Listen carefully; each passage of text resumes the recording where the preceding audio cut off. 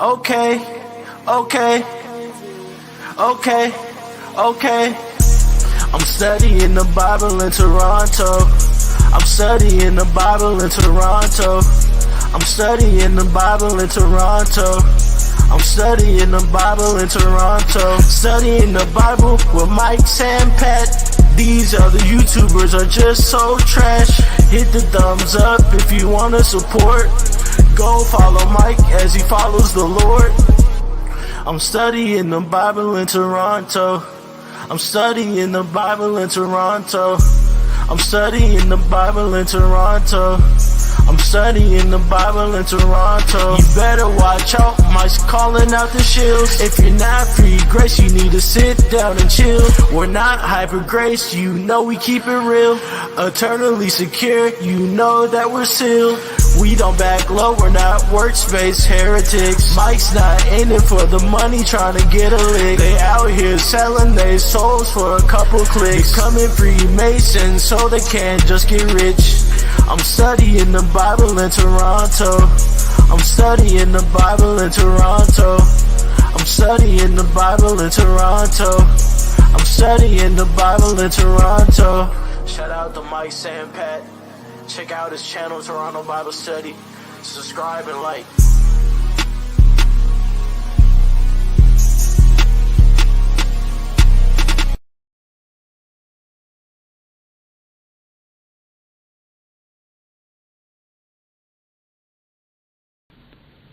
The same day went Jesus out of the house and sat by the seaside, and great multitudes were gathered together unto him, so that he went into a ship and sat, and the whole multitude stood on the shore. And he spake many things unto them in parables, saying, Behold, a sower went forth to sow. And when he sowed, some seeds fell by the wayside, and the fowls came and devoured them up. Some fell upon stony places, where they had not much earth, and forthwith they sprung up, because they had no deepness of earth, and when the sun was up they were scorched, and because they had no root they withered away. And some fell among thorns, and the thorns sprung up and choked them. But other fell into good ground, and brought forth fruit, some 100-fold, some 60-fold, some 30-fold. Who hath ears to hear, let him hear. And the disciples came and said unto him, Why speakest thou unto them in parables? He answered and said unto them, Because it is given unto you to know the mysteries of the kingdom of heaven, but to them it is not given. For whosoever hath, to him shall be given, and he shall have more abundance. But whosoever hath not, from him shall be taken away even that he hath. Therefore speak I to them in parables, because they, seeing, see not, and hearing, they hear not, neither do they understand. And in them is fulfilled the prophecy of Esaias, which saith, By hearing ye shall hear, and shall not understand, and seeing ye shall see, and shall not perceive. For this people's heart is waxed gross, and their ears are dull of hearing, and their eyes they have closed, lest at any time they should see with their eyes, and hear with their ears, and should understand with their heart, and should be converted, and I should heal them. But blessed are your eyes, for they see, and your ears, for they hear. For verily I say unto you, that many prophets and righteous men have desired to see those things which ye see, and have not seen them, and to hear those things which ye hear, and have not heard them. Hear ye therefore the parable of the sower. When anyone heareth the word of the kingdom, and understandeth it not, then cometh the wicked one, and catcheth away that which was sown in his heart. This is he which received seed by the wayside. But he that received the seed into stony places, the same is he that heareth the word, and anon with joy receiveth it. Yet hath he not root in himself, but dureth for a while. For when tribulation or persecution ariseth because of the word, by and by he is offended. He also that received seed among the thorns is he that heareth the word, and the care of this world and the deceitfulness of riches choke the word, and he becometh unfruitful. But he that received seed into the good ground is he that heareth the word and understandeth it, which also beareth fruit, and bringeth forth some 100-fold, some 60, some 30. Another parable put he forth unto them, saying, The kingdom of heaven is likened unto a man which sowed good seed in his field. But while men slept, his enemy came and sowed tares among the wheat, and went his way. But when the blade was sprung up and brought forth fruit, then appeared the tares also. So the servants of the householder came and said unto him, Sir, didst not thou sow good seed in thy field? From whence then hath it tares? He said unto them, An enemy hath done this. The servants said unto him, Wilt thou then that we go and gather them up? But he said, Nay, lest while ye gather up the tares, ye root up also the wheat with them. Let both grow together until the harvest. And in the time of harvest I will say to the reapers, Gather ye together first the tares, and bind them in bundles to burn them, but gather the wheat into my barn. Another parable put he forth unto them, saying, The kingdom of heaven is like to a grain of mustard seed, which a man took and sowed in his field, which indeed is the least of all seeds. But when it is grown, it is the greatest among herbs, and becometh a tree, so that the birds of the air come and lodge in the branches thereof. Another parable spake he unto them, The kingdom of heaven is like unto leaven, which a woman took and hid in 3 measures of meal, till the whole was leavened.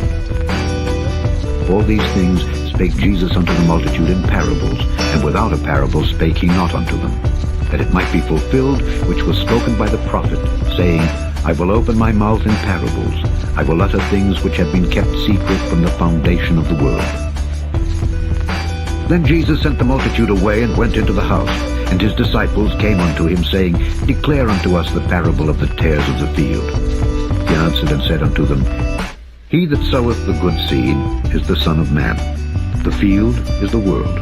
The good seed are the children of the kingdom, but the tares are the children of the wicked one.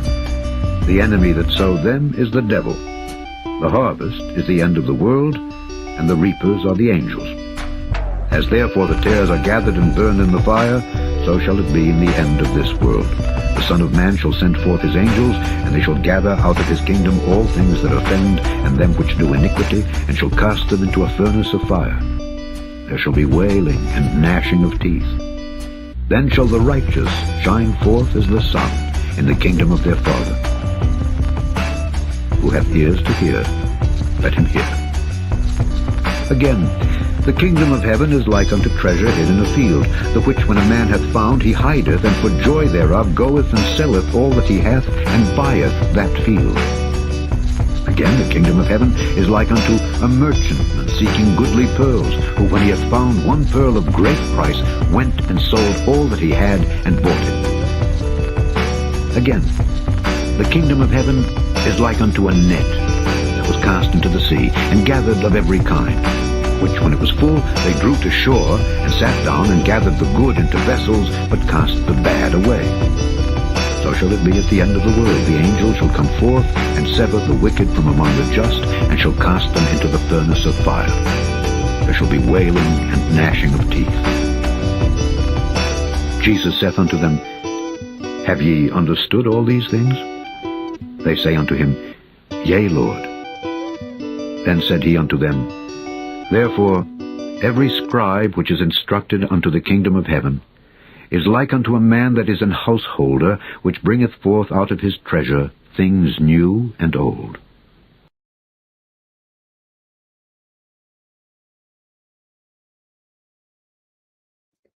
Hello, welcome to Toronto Bible Study.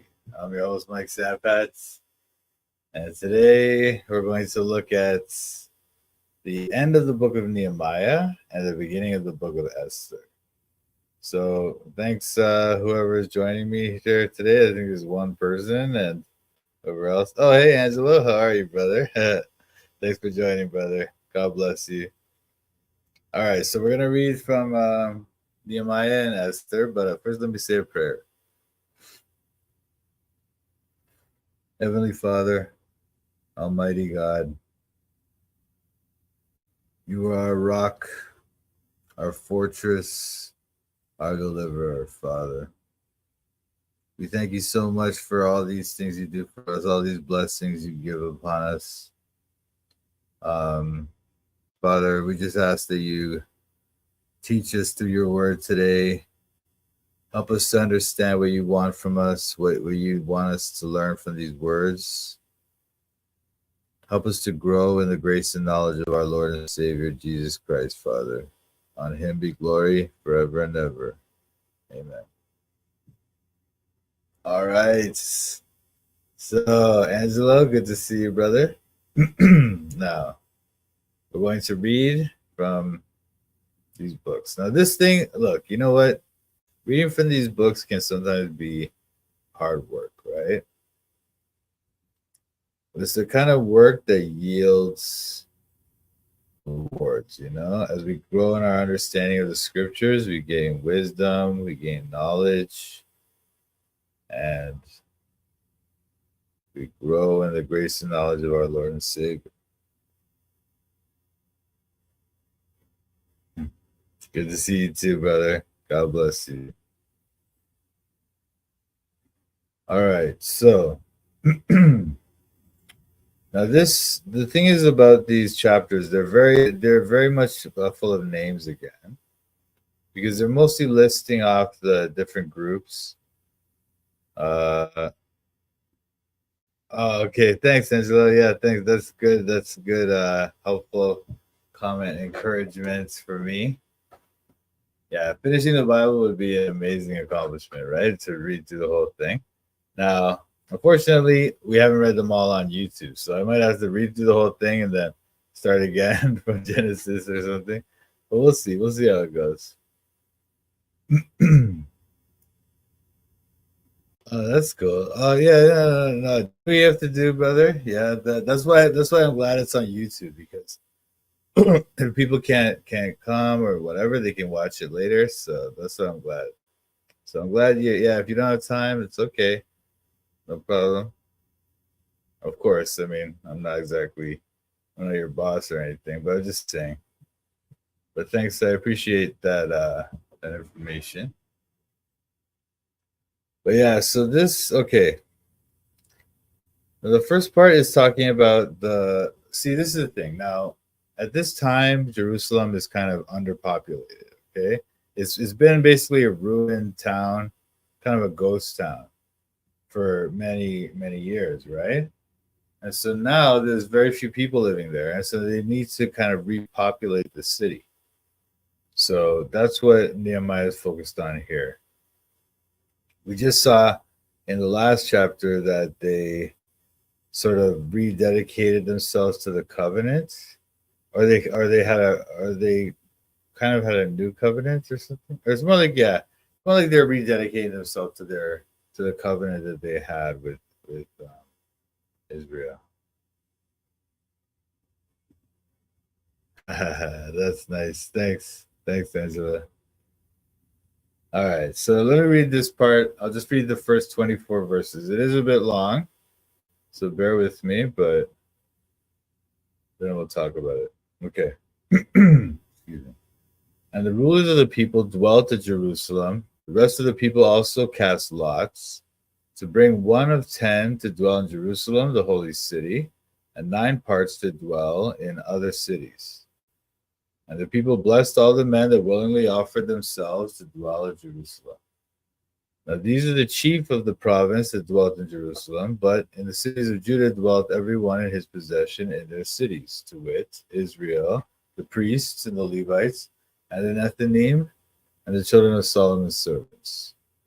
And at Jerusalem dwelt certain of the children of Judah and of the children of Benjamin. Of the children of Judah, Athaiah, the son of Uzziah, the son of Zechariah, the son of Amariah, the son of Shephatiah, the son of Mahalil, of the children of Perez. And Maaseiah, the son of Baruch, the son of Kolhose, the son of Hazaiah, the son of Adaiah, the son of Joiarib, the son of Zechariah, the son of Shiloni. All the sons of Perez that dwelt at Jerusalem were 468 valiant men.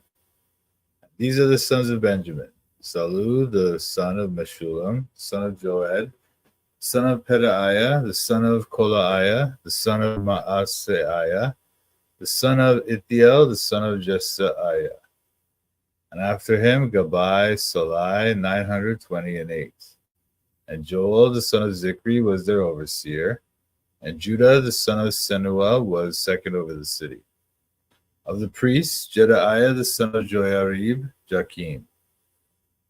Seraiah, the son of Hilkiah, the son of Meshullam, the son of Zadok, the son of Merioth, the son of Ahitub, was the ruler of the house of God.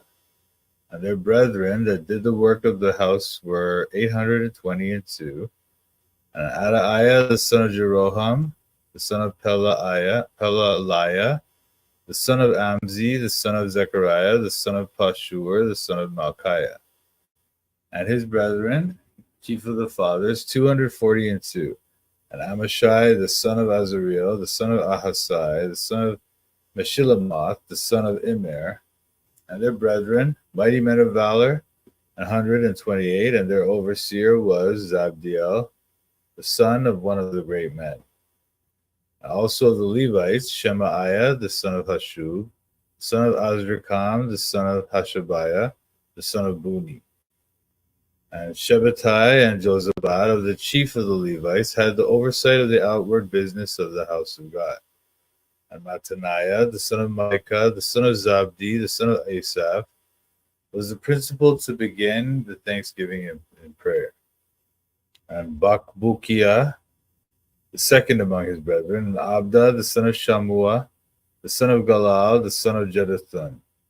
All the Levites in the holy city were 284.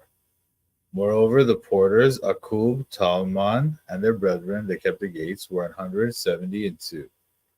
And the residue of Israel, of the priests and the Levites, were in all the cities of Judah, every one in his inheritance. But the Nethanim dwelt in Ophel, and Ziha and Gispa were over the Nethanim. The overseer also of the Levites at Jerusalem was Uzi, the son of Bani, the son of Hashabiah, the son of Mattaniah, son of Micah. Of the sons of Asaph, the singers were over the business of the house of God. For it was the king's commandment concerning them that a certain portion should be for the singers, due for every day.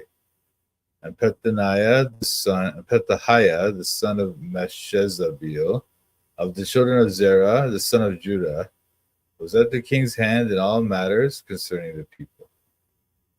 All right, so let's talk about these things. What does this all mean? So, the rulers of the people, that is, the important, rich, and powerful people, dwelt at Jerusalem.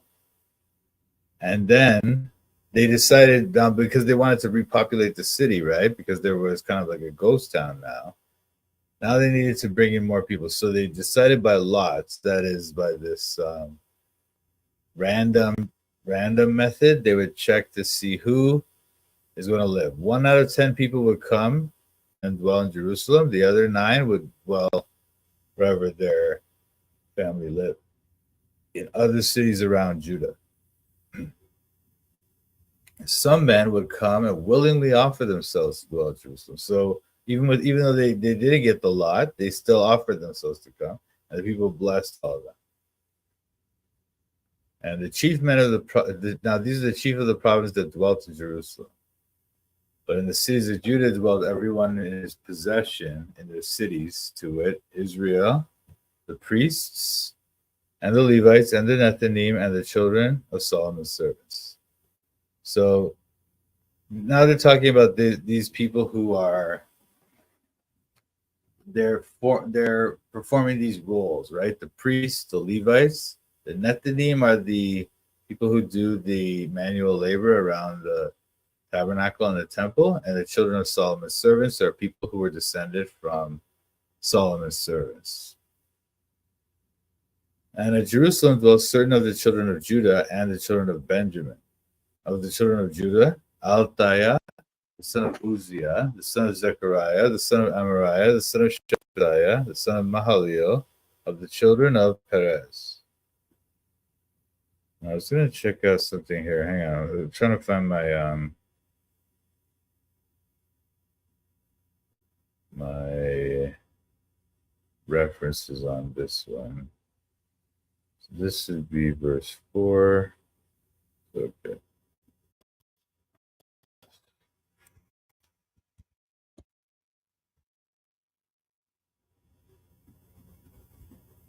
So I'm trying to find this reference that I have for this one. Because there was some information about these names that I thought you might find interesting. It may not be that interesting to you, but it might be. Okay.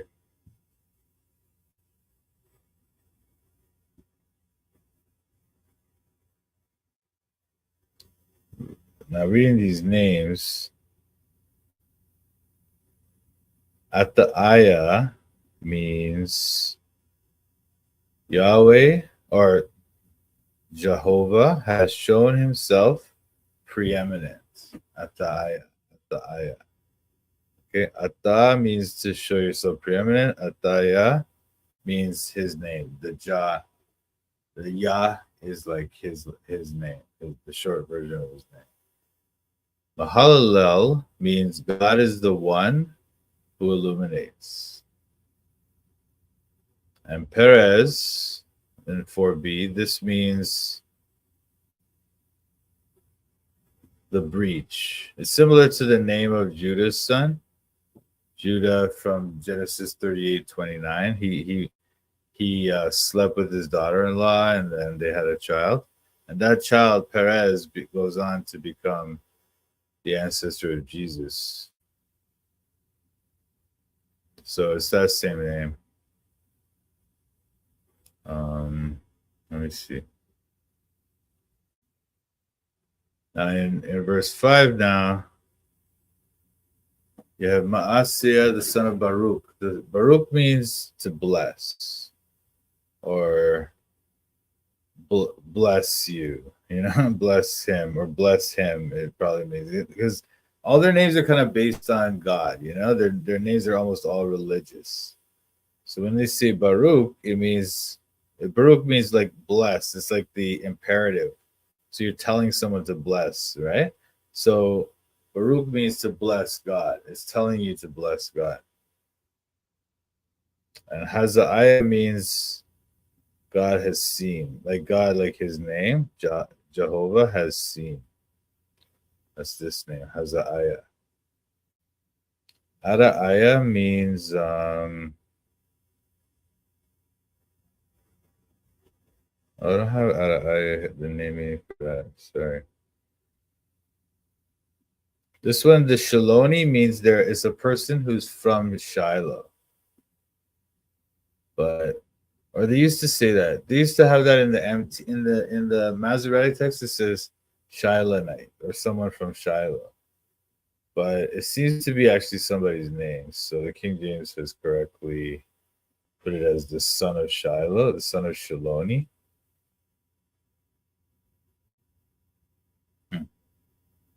Verse 6, all the sons of Perez that dwelt at Jerusalem were 468 valiant men. That's the Gibor.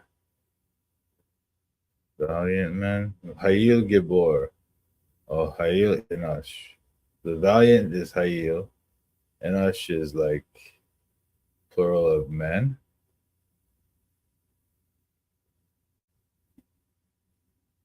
Okay. Now, as we get into verse 7, sons of Benjamin, this is like the sons of the tribe of Benjamin, right?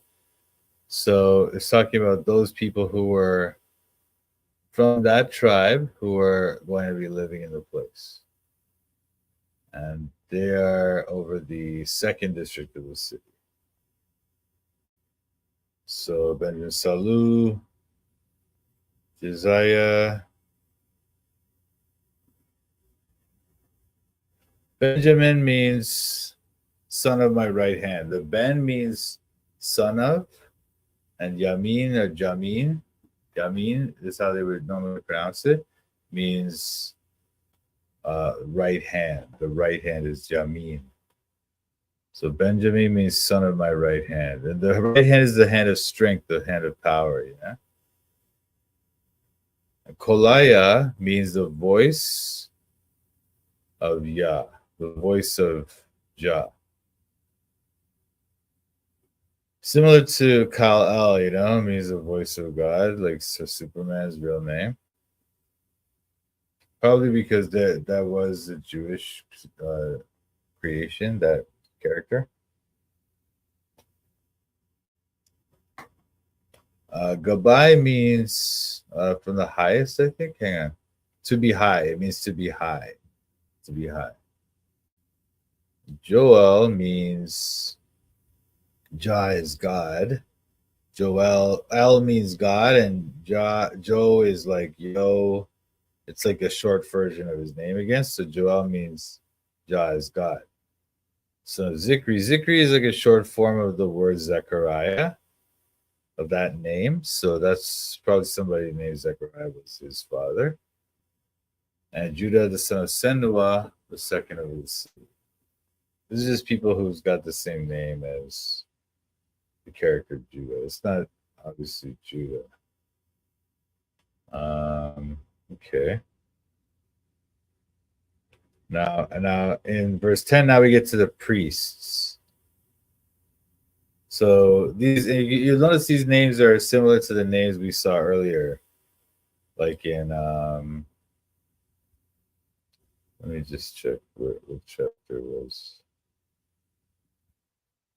These are the same names as we saw in chapter 7, 1 to 5, and then Chronicles, First Chronicles 6 and 9, and the genealogy of Chronicles 5 even as well. First Chronicles chapter 5. Seraiah, the son of Hilkiah, the son of Meshullam, the son of Zadok, the son of Meriah, the son of Ahitub, was the ruler of the house of God. So this is the high priest. But he's not the only one. He's descended directly from the high priest that was taken by the rulers of Babylon. So this is probably Ahitub. Let me check for that one.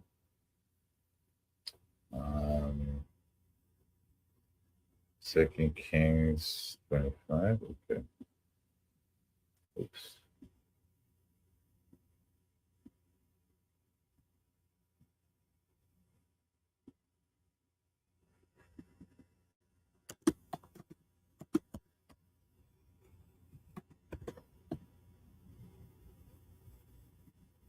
All right, let's see. The captain of the guard took Seraiah, the chief priest, and Zephaniah, the second priest, and the three keepers of the door. And out of the city he took an officer that was set over the men of war, 5 men of them that were in the king's presence, which were found in the city, and the principal scribe of the host, which mustered the people of the land, and 80 men of the people of the land that were found in the city. And Nebuzaradan, captain of the guard, took these and brought them to the king of Babylon, to Riblah. So all these men were taken to Babylon, and then this first Seraiah that we're reading about in Nehemiah is their descendants. Okay? And he's the ruler or the supervisor, the Nagid. Okay? So it can sometimes be translated as chief leader or prince. Okay? And he's like a chief officer over them, And their brethren that did the work of the house were 822. And Adaiah, the son of Jeroham, the son of Pelaliah, the son of Amzi, the son of Zechariah, the son of Pashur, the son of Malchiah, and his brethren, chief of the fathers, 242. So Pelaliah means this name here. Pelaliah means Jah has interposed, or he has he has interposed. It's like he sets himself up to block certain things, to block something from happening, you know? It's the only place this name actually appears in the Bible. And Amzi, this name, it means kind of like the strong one, or Jah's strong one. It's like a short form for Amaziah. And then this one, Ahasai, is a short form for Ahaziah, which is God, Jehovah, has grasped. Ahaziah. So I don't have the names for all of these names, but I have the meaning for some of them. And their brethren, mighty men of valor, 120 and 8, and their overseer. The mighty men of valor is the Gabor again. Also the Levites, Shemaiah, the son of Hashub, the son of Azrikam, son of Hashabiah, the son of Buni. Let's see this one. Oh, it's 15.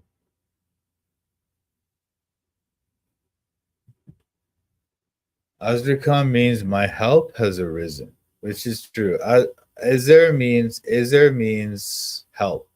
And Azri, when you put that I there, that's like my. So Azri means my help. And Kam is like kum, it means like to rise up, to stand up, or to rise up. So those together mean my help is risen. And my help is referring to God. Now, in Shitta,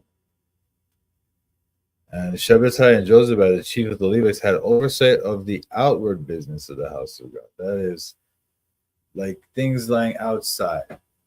So things like in the outside of the building. For example, providing things to repair the building, providing fabrics for those things, or for the tent poles, wood, so those type of things. They would deal with those things. Micah is short for Michael or Micaiah, which means basically who is like God, or who is like Jehovah, who is like him. Michael is El, right? So the M is what or who, and then the K is like when they say like or as, you say K, and so Mikael is who is like God, you know. And so that's my name too, Michael, right? And then Micaiah is like who is like Jehovah, who is like Yah.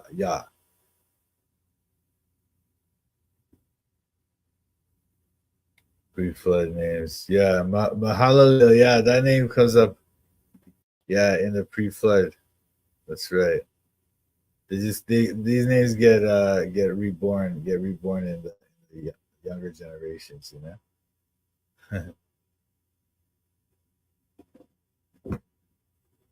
Let's see, going on with the names now. Jeduthun is the son. He's over the music, right? So these guys are over the music. Asaph, remember Asaph was the one who David put over the music, and then he had some psalms named after him and stuff, right? Or maybe he wrote those psalms, not sure. Psalm 50, Psalm 73 to 83 are all called Psalm of Asaph. So it's probably either written by him or about or for him. And he's the principal to begin the thanksgiving and prayer.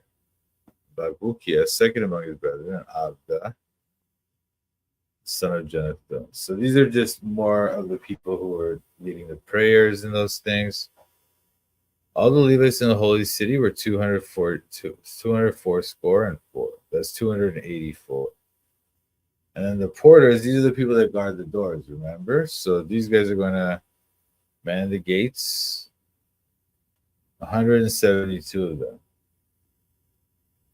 And the residue of Israel, that is the rest of the people of Israel, of the priests and the Levites, were in all the cities of Judah, every one in his inheritance. So they would just go out to the different cities of Judah, wherever their traditional ancestral inheritance lot was, right? They would just go back there. But the Nethinim dwelt in Ophel, and Ziha and Gispa were over the Nethinim. The Nethinim are the ones who do the menial labor around the temple, and they dwelt in Ophel. That's in the kind of north part of the city.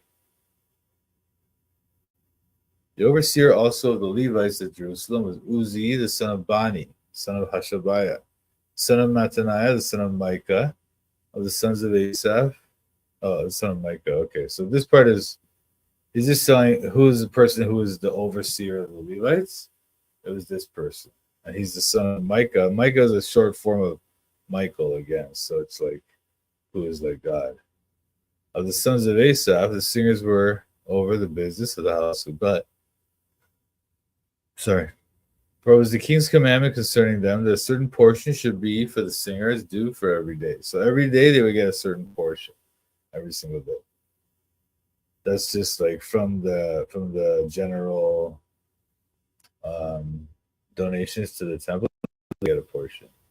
And Petahiah, the son of Meshezabil, of the children of Zerah, the son of Judah, was at the king's hand in all matters concerning the people. So this is the person who was at the king's hand, that is, he's his right hand man, for these things concerning the people. And now I'll just read the rest of the chapter here.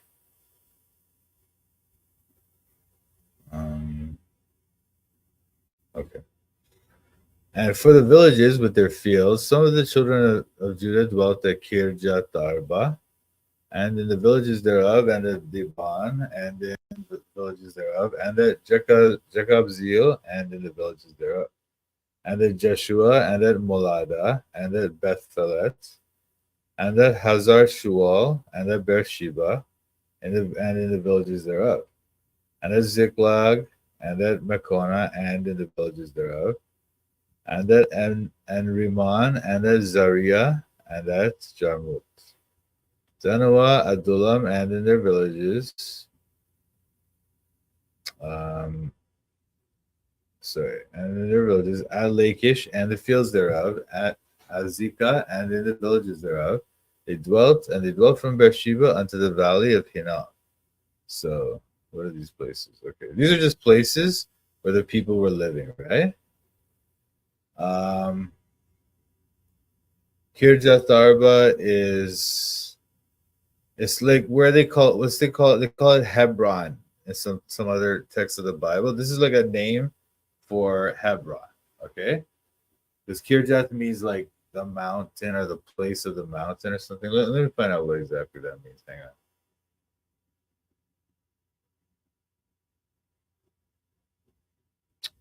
on. Kirjath Arba. Yeah. Oh, it means the city. Okay, so Kirjath means the city, and Arba is like the four of the giants. The city of four giants. wait. Arba means four, right? Yeah, Arba means four. So Kiryat means city of four. City of four. City of four. Oh, okay. Kiryat means city, and Arba means four. So Kiryat Arba, or Kirjat Arba, as we say in English, is the city of four, and it's referring to giants. And it's kind of an old name for the Mount Hebron, which we see in Genesis 23 and Judges 1:20. Let me show you this thing, Hebron. Hebron may be the place also known as Sinai too. It's kind of debated. Because sometimes they call that place where we call Sinai now, they call that place Hebron in the Bible sometimes, So there's some debate about that, exactly whether they're the same or not. I think they are.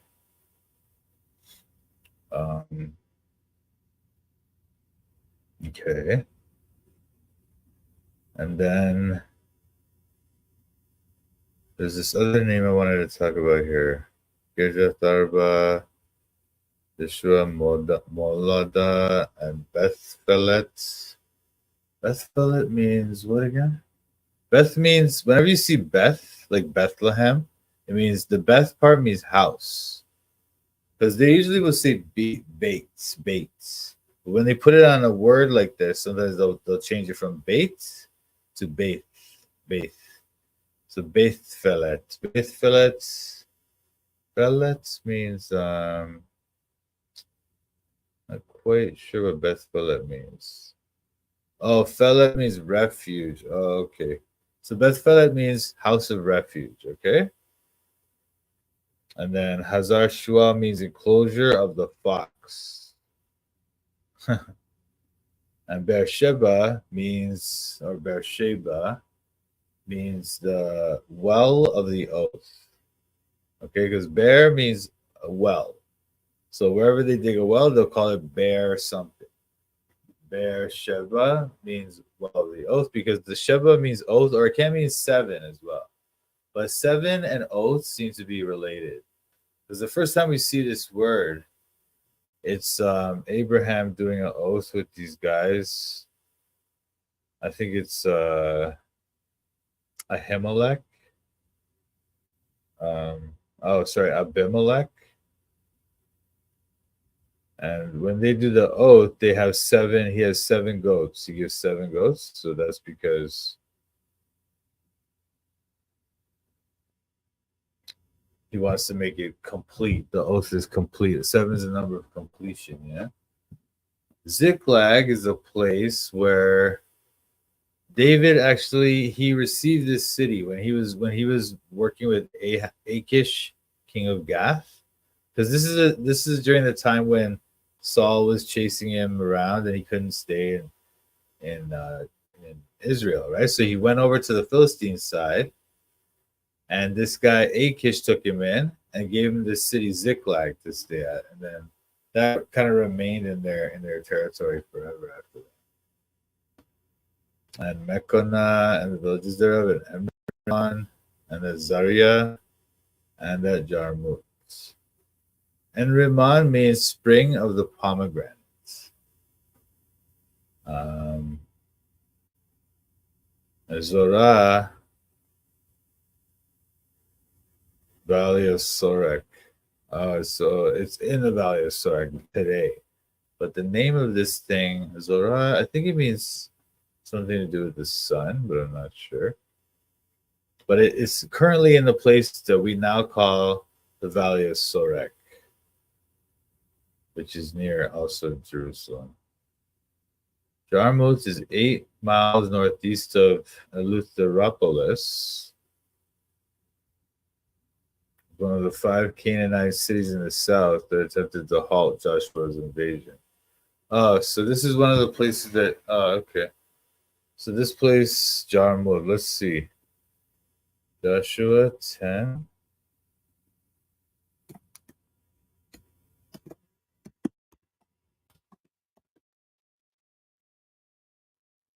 Oh yeah, Piram, king of Jarmuth. See, and they were trying to stop Joshua, right? Interesting.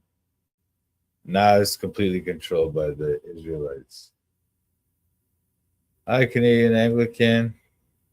Hello from Scarborough. She's from Brampton. That's like the other side of Toronto from me. But we're all Toronto. We're all Torontonians. Anyway, so let me just go back to Nehemiah here. Zanoah and Adullam. Adullam is a place that David would hide sometimes when he was hiding from Saul.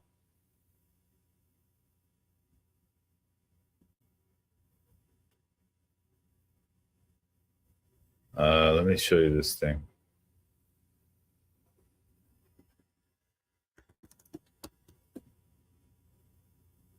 So When David first fled away from Saul, he went to this guy Achish, and he was pretending to be crazy. And the guy said, "Look, get him out of here. He's crazy." Okay. Later on, Achish took him in and gave him that place Ziklag I was telling you about before. But at this time, David was pretending to be crazy, so Achish sent him away.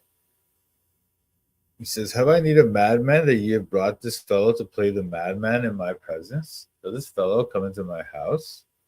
And so they sent him away, right? And then it says in chapter 22, therefore David departed thence and escaped to the cave Adullam. When his brethren and all his father's house heard it, they went down thither to him.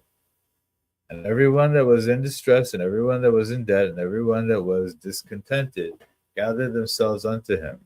And he became a captain over them. And there were with him about 400 men. So that's where he kind of started to build up his little guerrilla army that he had there, his little guerrilla forces. So that's the place that they call Adullam.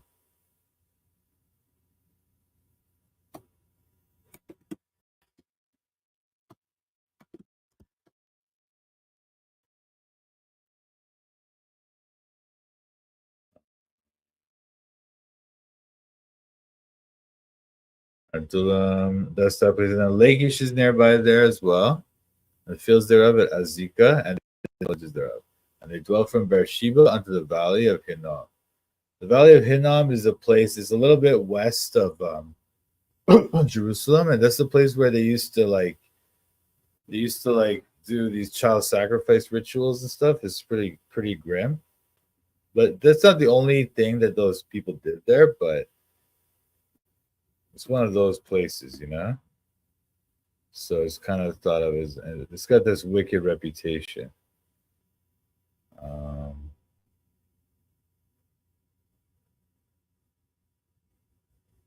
For example, let me show you this one.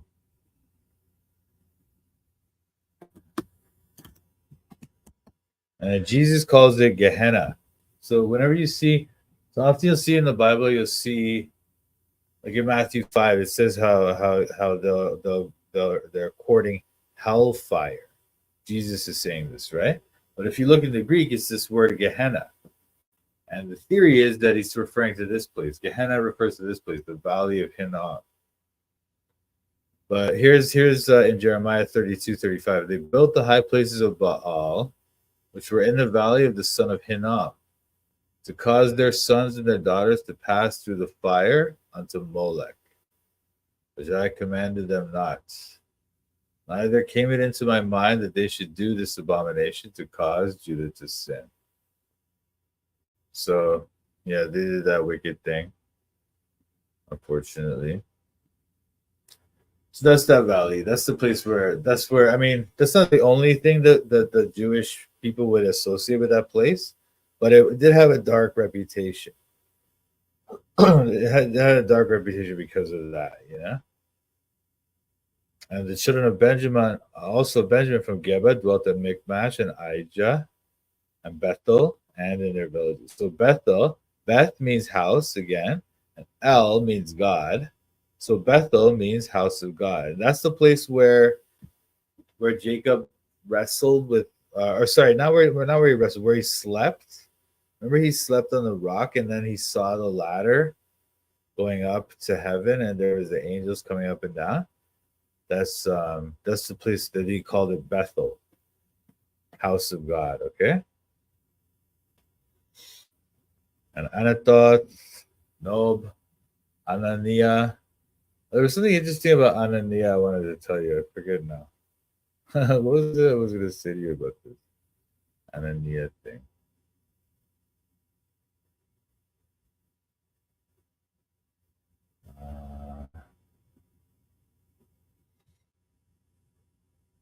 Yeah.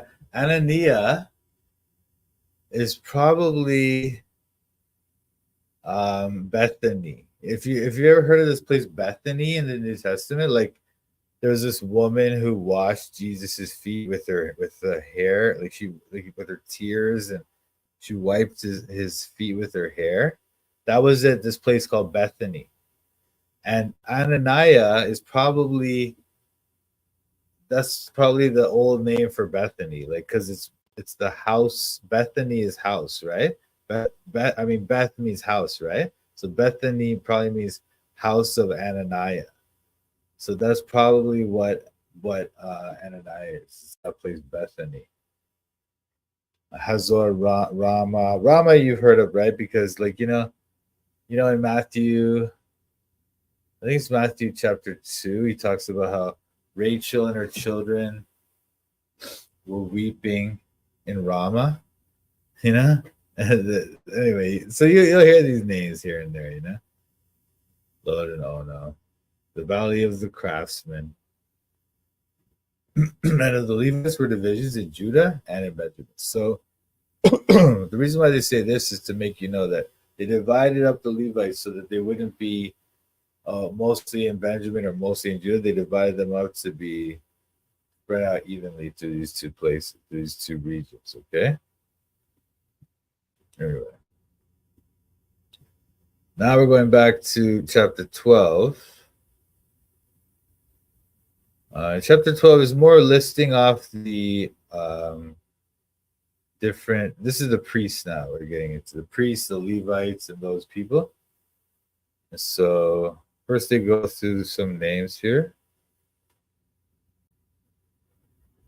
All right, so this is quite a long section, or actually, this actually is not too bad. All right, so I'll read the first section with these names of these priests and Levites, okay? I'll talk a little bit about it, then we'll move on. Excuse me. And of the Levites were divisions in Judah and in Benjamin. These are the priests and the Levites that went up with Zerubbabel, the son of Shealtiel, and Jeshua, Seraiah, Jeremiah, Ezra, Amariah, Maluk, Hattush, Shechaniah, Rehum, Meremoth, Iddo, Gineto, Abijah, Miamin, Maadiah, Bilgah, Shemaiah, and Joyarib, Jedaiah, Salu, Amok, Hilkiah, Jedaiah. These were the chief priests. These were the chief of the priests and of their brethren in the days of Jeshua. Moreover, the Levites, Jeshua, Binui, Kadmiel, Sherebiah, Judah, and Mattaniah, which was over the thanksgiving, he and his brethren. Also, Bakbukia and Uni, their brethren, were over against them in the watches. And Jeshua begat Joachim, and Joachim also begat Eliashib, and Eliashib begat Joiada. And Joiada begat Jonathan, and Jonathan begat Jaddua. And in the days of Joachim were priests, the chief of the fathers of Seraiah, Meraiah, of Jeremiah, Hananiah, of Ezra, Meshullam, of Amariah, Jehohanan, of Meliku, Jonathan, of Shebaniah, Joseph, of Harim, Adna, of Mariah, Helkai, of Iddo, Zechariah, of Ginnethon, Meshullam, of Abijah, Zikri, of Miniamin, of Moadiah, Piltai, of Bilgah, Shamua, of Shemaiah, Jehonathan, and of Joyarib, Mattanai, of Jedaiah, Uzi, of Salai, Kalai, of Amok, Eber, of Hilkiah, Hashabiah, of Jedaiah, Netaniel. The Levites in the days of Eliashib, Joiada, and Johanan, and Jaddua were recorded chief of the fathers. Also the priests, the reign of Darius the Persian. The sons of Levi, the chief of the fathers, written in the book of the Chronicles, even until the days of Johanan, the son of Eliashib. Chief of the Levites, Hashabiah, Sherebiah, and Jeshua, the son of Kadmiel, with their brethren over against them, to praise and to give thanks according to the commandment of David, the man of God, ward over against ward. Mattaniah and Bakbukia, Obadiah, Meshullam, Talman, Akub, reporters keeping the ward at the thresholds of the gates. These were in the days of Joachim, the son of Jeshua, the son of Josadak, and in the days of Nehemiah the governor, and of Ezra the priest, the scribe. Okay, so let's talk about this part before we move on. So this is just listing. What we have here is a list of like all the Levites and the priests. So the people who are basically in charge of the temple functioning, right? And just giving you all their names, the names of the heads of the families, because this is all through families, through ancestry. You know, you have to be descended from one of the priests to be one of the priests. You have to be descended from the Levites to be one of the Levites. Are you Free Grace? Yes, I am Free Grace, Swanky Cops. I have a new colleague from Toronto, so I told him to listen to your work and open an opportunity to witness. Wow, cool, man. That's great. That's wonderful. God bless. I praise the Lord. Hey, fam, what's up, bro? Hi, Toronto. Or hi, AV. What's up, bro? Do you know what lineage you're reading? Here I was reading the lineage of the priests. I don't know. I'm not exactly sure when you were asking me this. 740. So yeah, I was reading that. There I was reading the lineage of the priests and the Levites in in Nehemiah's Jerusalem. Okay. So these first ones are the ones who returned with. Oh, sorry. Let me go back to that. Hang on. Yeah, okay. So these are the first ones that came back with Zerubbabel, the king. All right. So this is the first wave of the people that returned from Babylon was with Zerubbabel. And so these are the priests that went with him. Okay. Then as we go on,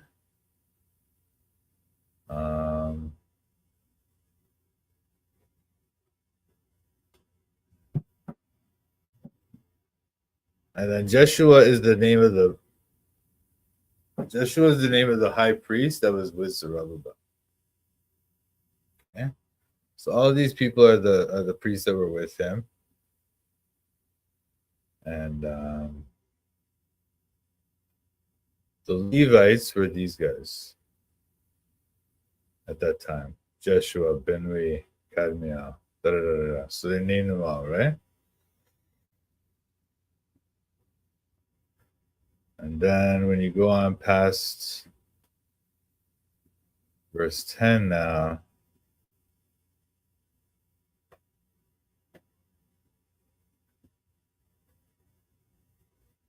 these are the heads of the family of the Levites in the days of Eliashib.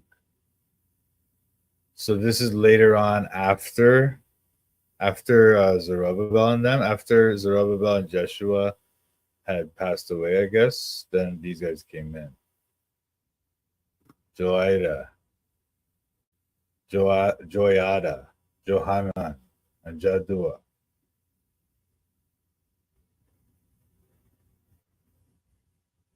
Okay. Joachim also, we get Eliashib, Joiada, Jonathan, Jaddua. Okay. And then as you keep going down, these are the leaders of the different Levite groups, right? So they're just naming off their leaders. Naming them off.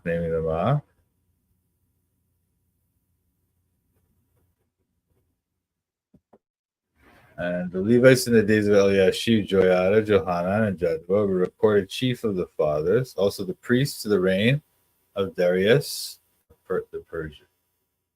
So these were recorded as the chief of the fathers. These men, the same men I just read you about, they were recorded as the chief of the fathers, okay? The sons of Levi, the chief of the fathers, written in the book of the Chronicles, even until the days of Johanan, the son of Eliashib. And the chief of the Levites, Hashabiah, Sherebiah, and Jeshua, the son of Kadmiel, with their brethren over against them to praise and to give thanks according to the commandment of David, the man of God, ward over against ward.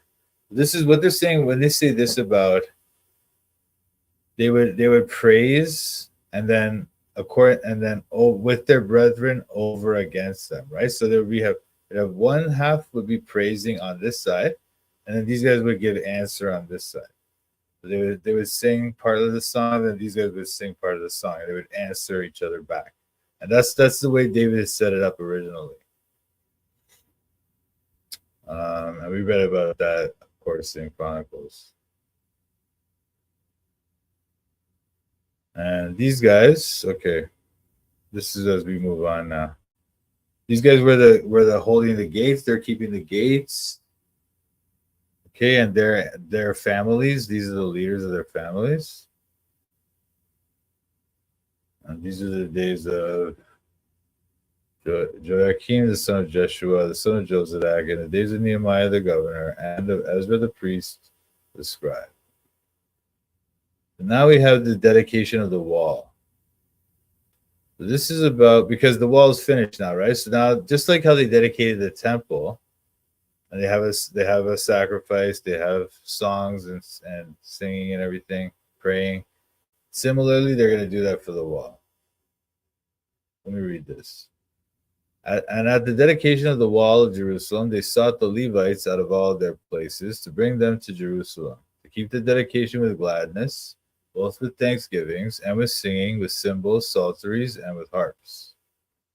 And the sons of the singers gathered themselves together, both out of the plain country round about Jerusalem, and from the villages of Netophati.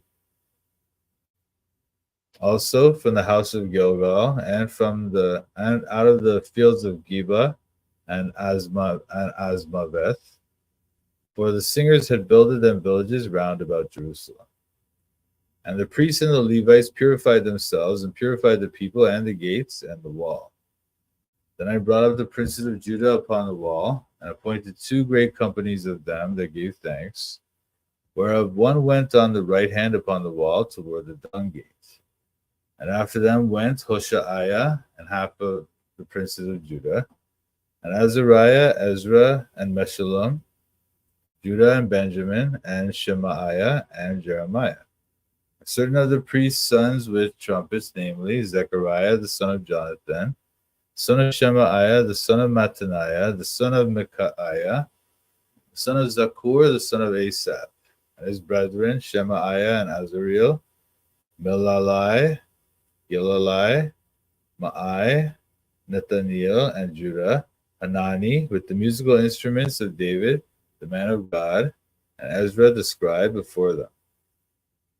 And at the fountain gate which was over against them, they went up by the stairs of the city of David, at the going up of the wall, above the house of David, even unto the water gate eastward. And the other company of them that gave thanks went over against them, and I after them, and half of the people upon the wall, from beyond the tower of the furnaces, even unto the broad wall. And from above the gate of Ephraim, and above the old gate, and above the fish gate, and the tower of Hananiel, and the tower of Meah, even unto the sheep gate, and they stood still in the prison gate. So stood the 2 companies of them that gave thanks in the house of God, and I and half of the rulers with me.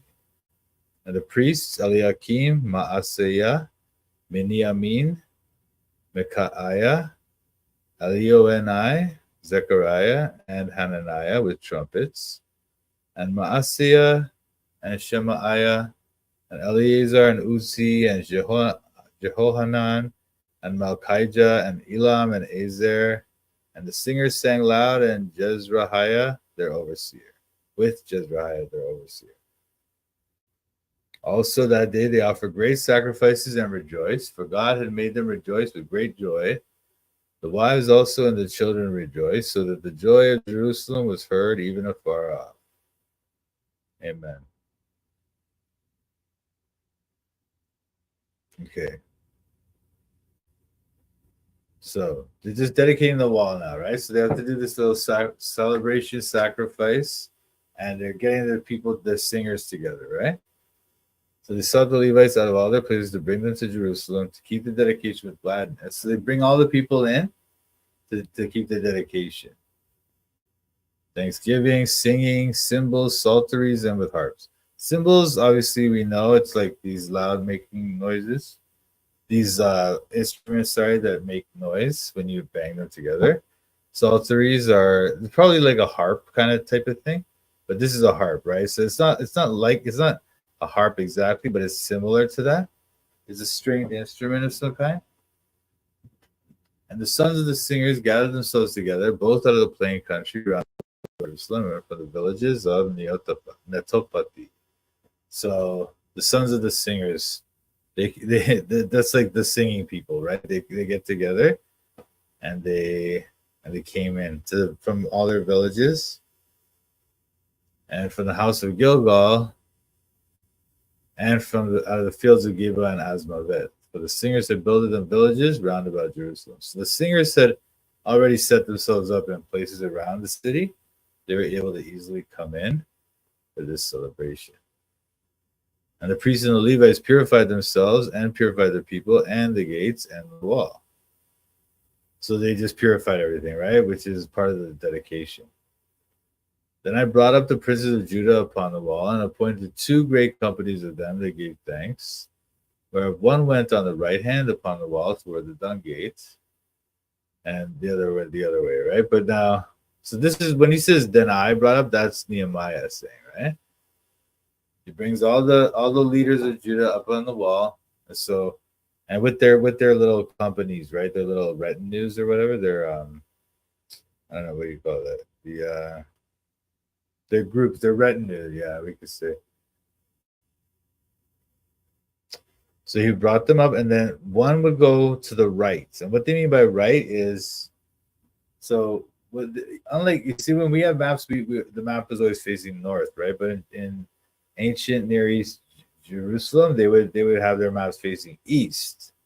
So when they say when one went right, it means one went south, and left is north. Okay. So all these guys, they went south towards the dung gate. Dung gate's in the south, if you recall the map I showed you yesterday. Maybe I can show you the map again. A certain of the priest's sons with trumpets, namely Zechariah, the son of Jonathan. So these guys are going with them, with the trumpets, with the instruments, right? At the fountain gate, which is over against them, they went up by the stairs of the city of David. At the going up of the wall above the house of David, even unto the water gate eastward. So they would go up the wall, up the stairs. And the other company of them that gave thanks went over against them, and I after them. So Nehemiah went with this group. And they're the ones that went the other way. So they went north. And above the fish gate, toward the tower of Hananiel, toward the tower and the tower of Maya, even unto the sheep gates. Let me show you this what it looks like.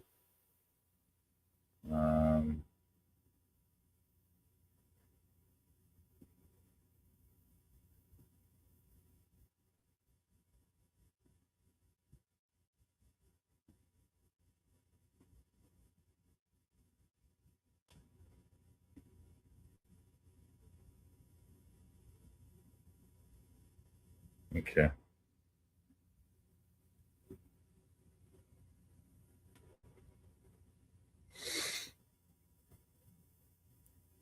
So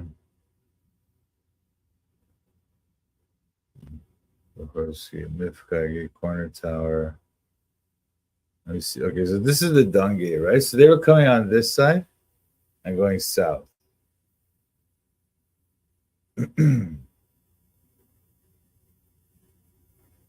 See, when it was talking about the stairs from the city of David, this is this stairs here. If you can see that. I don't know if you can see that. I hope you can.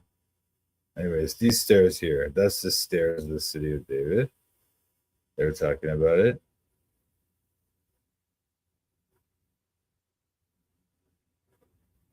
Maybe if I get a bigger, more of a complete map, we'll be able to see it better. Right. They were, oh shoot, Oh no. So hard to manage this. Sorry, guys. So the Ephraim gate, they start talking about that too, the fish gate. See, this because they're going the other way. They're going north to the Tower of Hananiel. All right. That's the second group.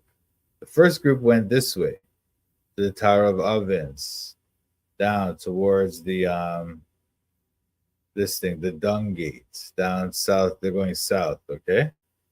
So that's how that works. Anyway, I won't stay on that too long.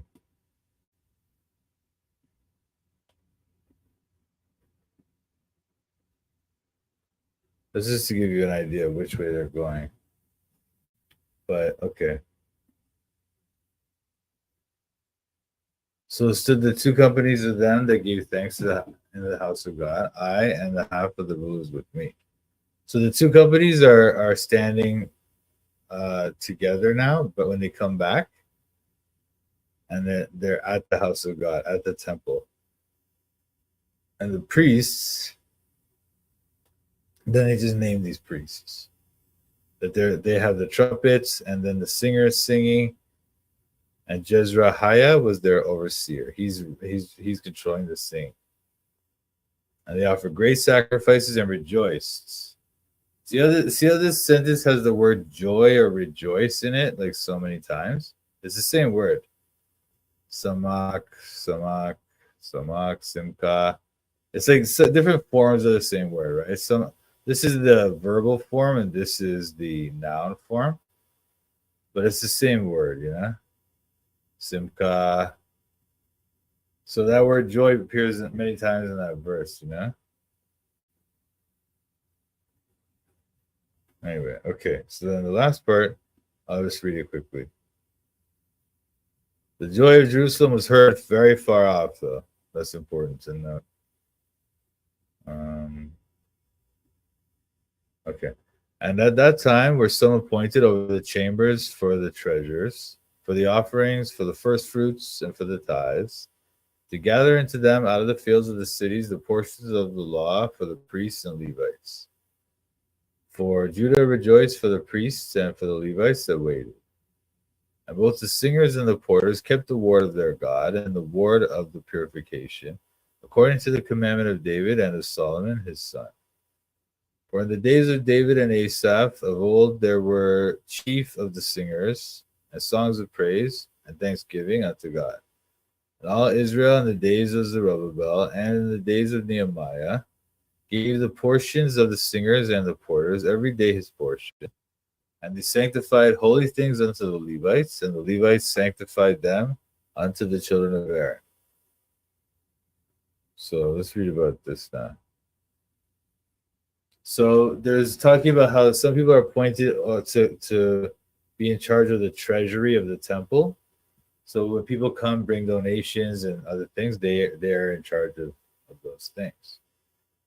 The offerings, the first fruits, the tithes, to gather them into them out of the fields of the cities, the portions of the law for the priests and Levites. And then this part is like just to say that they had lots of donations because the people were happy that they were there doing that work.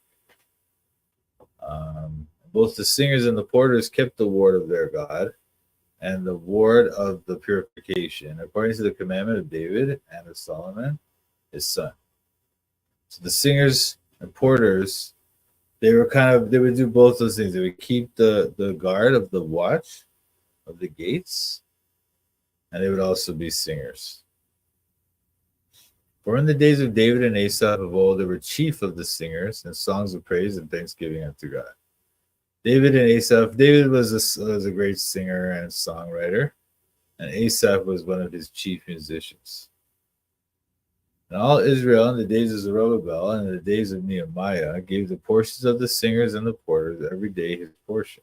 So that means the singers and the porters, the men who guarded the gates, they would get their daily portion from the things offered to the temple by the people. And there was no problem. They had enough for those things. All right, so now chapter 13 now, the last chapter. It's kind of like a weird thing because it wants me to read this whole chapter, you know? It's just like one long chapter. All right, I'm just gonna read the whole thing and then we'll talk about it, okay? On that day they read in the book of Moses in the audience of the people, and therein was found written that the Ammonite and the Moabite should not come into the congregation of God forever. Because they met not the children of Israel with bread and water, but hired Balaam against them, that he should curse them. Howbeit our God turned the curse into a blessing. Now it came to pass, when they had heard the law, that they separated from Israel all the mixed multitude. And before this, Eliashib the priest, having the oversight of the chamber of the house of our God, was allied unto Tobiah. And he had prepared for him a great chamber, where aforetime they laid the meat offerings, the frankincense, and the vessels, and the tithes of the corn, the new wine, and the oil, which is commanded to be given to the Levites, and the singers, and the porters, and the offerings of the priests.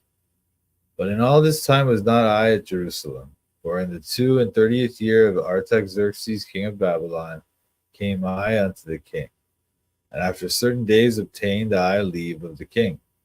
And I came to Jerusalem and understood of the evil that Eliashib did for Tobiah, in preparing him a chamber in the courts of the house of God. And it grieved me sore, therefore I cast forth all the household stuff of Tobiah out of the chamber. Then I commanded, and they cleansed the chambers, and thither brought I again the vessels of the house of God, with the meat offering and the frankincense. And I perceived that the portions of the Levites had not been given them, for the Levites and the singers that did the work were fled every one to his field.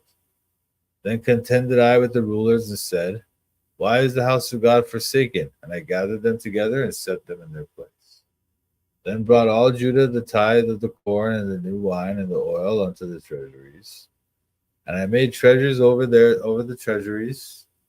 And I made treasurers over the treasuries, Shelemiah the priest and Zadok the scribe, and of the Levites Pedaiah, and next to them was Hanan the son of Zakur, the son of Mattaniah. For they were counted faithful, and their office was to distribute them unto their brethren.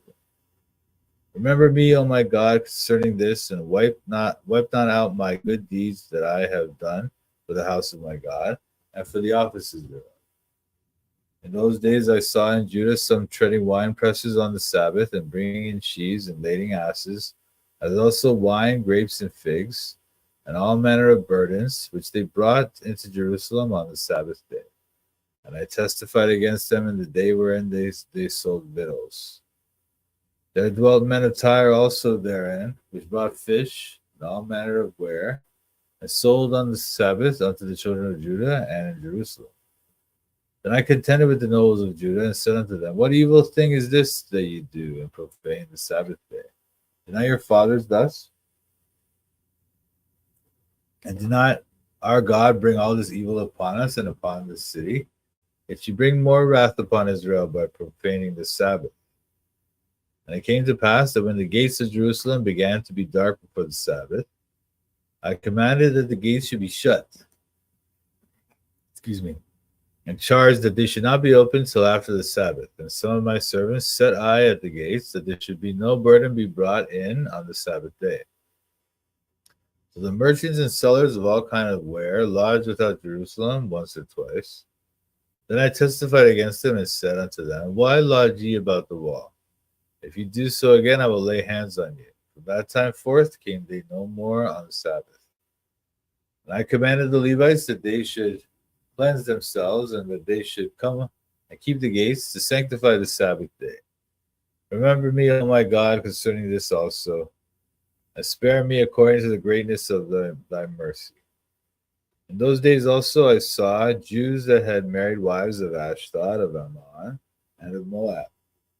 And their children spake half in the speech of Ashdod, and could not speak in the Jews' language, but according to the language of each people. And I contended with them, and cursed them, and smote certain of them, and plucked off their hair, and made them swear by God, saying, You shall not give your daughters unto their sons, nor take their daughters unto your sons, or for yourselves. Did not Solomon, king of Israel, sin by these things? And among many nations was there no king like him, who was beloved of his God, and God made him king over all Israel. Nevertheless, even him did outlandish women cause to sin. Shall we then hearken unto you to do all this great evil, to transgress against our God in marrying strange wives? And one of the sons of Joiada, the son of Eliashib, the priest, the high priest, was son-in-law to Sanballat the Horonite. Therefore I chased him from me. Remember them, O my God, because they have defiled the priesthood and the covenant of the priesthood and of the Levites. Thus cleansed I them from all strangers, and appointed the wards of the priests and the Levites, every one in his business. And for the wood offering at times appointed, and for the first fruits, remember me, O my God, for good. The end of Nehemiah. So this chapter is basically telling about the kind of final, I guess they say reforms, like the changes that Nehemiah set up to keep the people of Israel on the right path,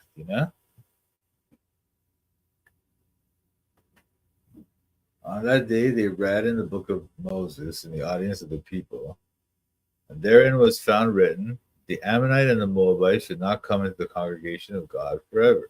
So in the book of Moses, it does say that. Let me just find that.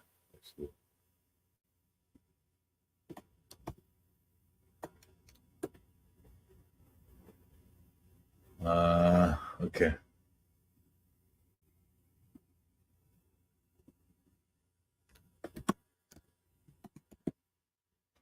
An Ammonite or Moabite shall not enter into the congregation of the Lord.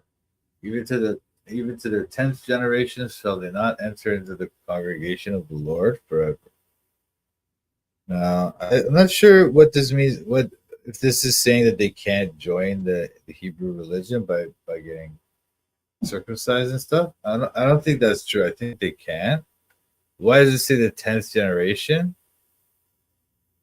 Not quite clear. So I'll look into that some more as well.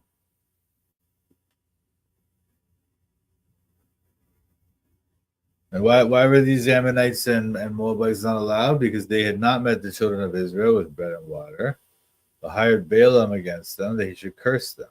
Howbeit, our God turned the curse into a blessing. So Balaam is from the book of Numbers. I think it's like chapter 22 or something like that. It's like around that area, He was hired by this king. Sorry, Balak. This king Balak, he hired this, and he's the king of the Moabites. He hired Balaam to curse the Israelites, but then God got in the way and changed that story.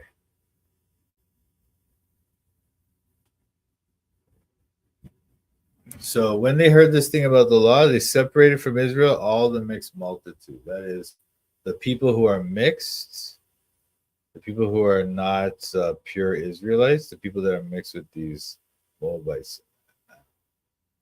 Think about this, though. It's not like they just kick out anybody who's part of that race. It's not saying that. It's talking about people who just they not only will they not only are they married in and they're from a different people group, but they won't even join the religion either,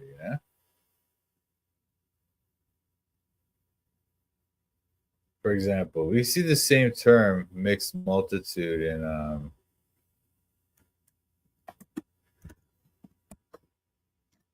Exodus 12:38.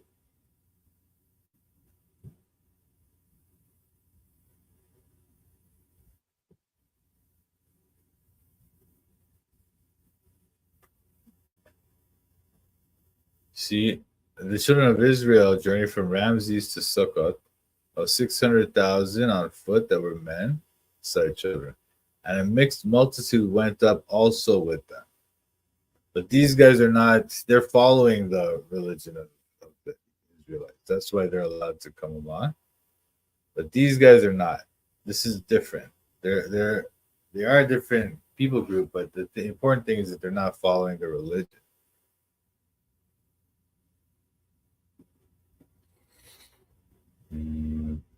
Okay. Now, this guy Tobiah,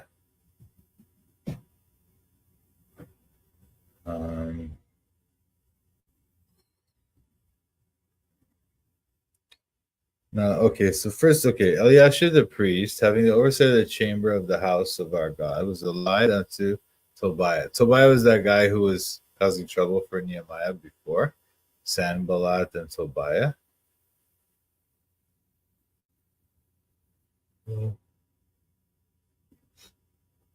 Sorry. So they're associated and they're working together to overcome Nehemiah's reforms.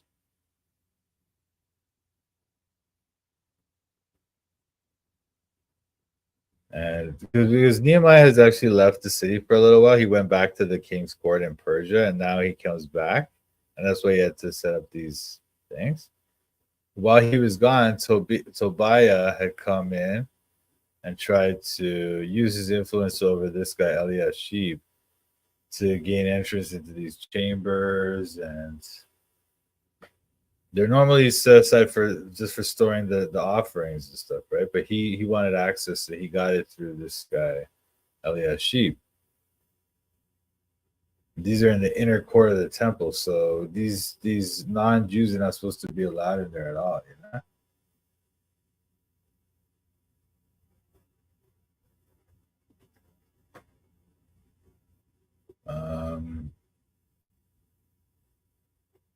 But in all this time was not I at Jerusalem. See how he's saying, this is Nehemiah speaking, right? But in all this time was not I at Jerusalem.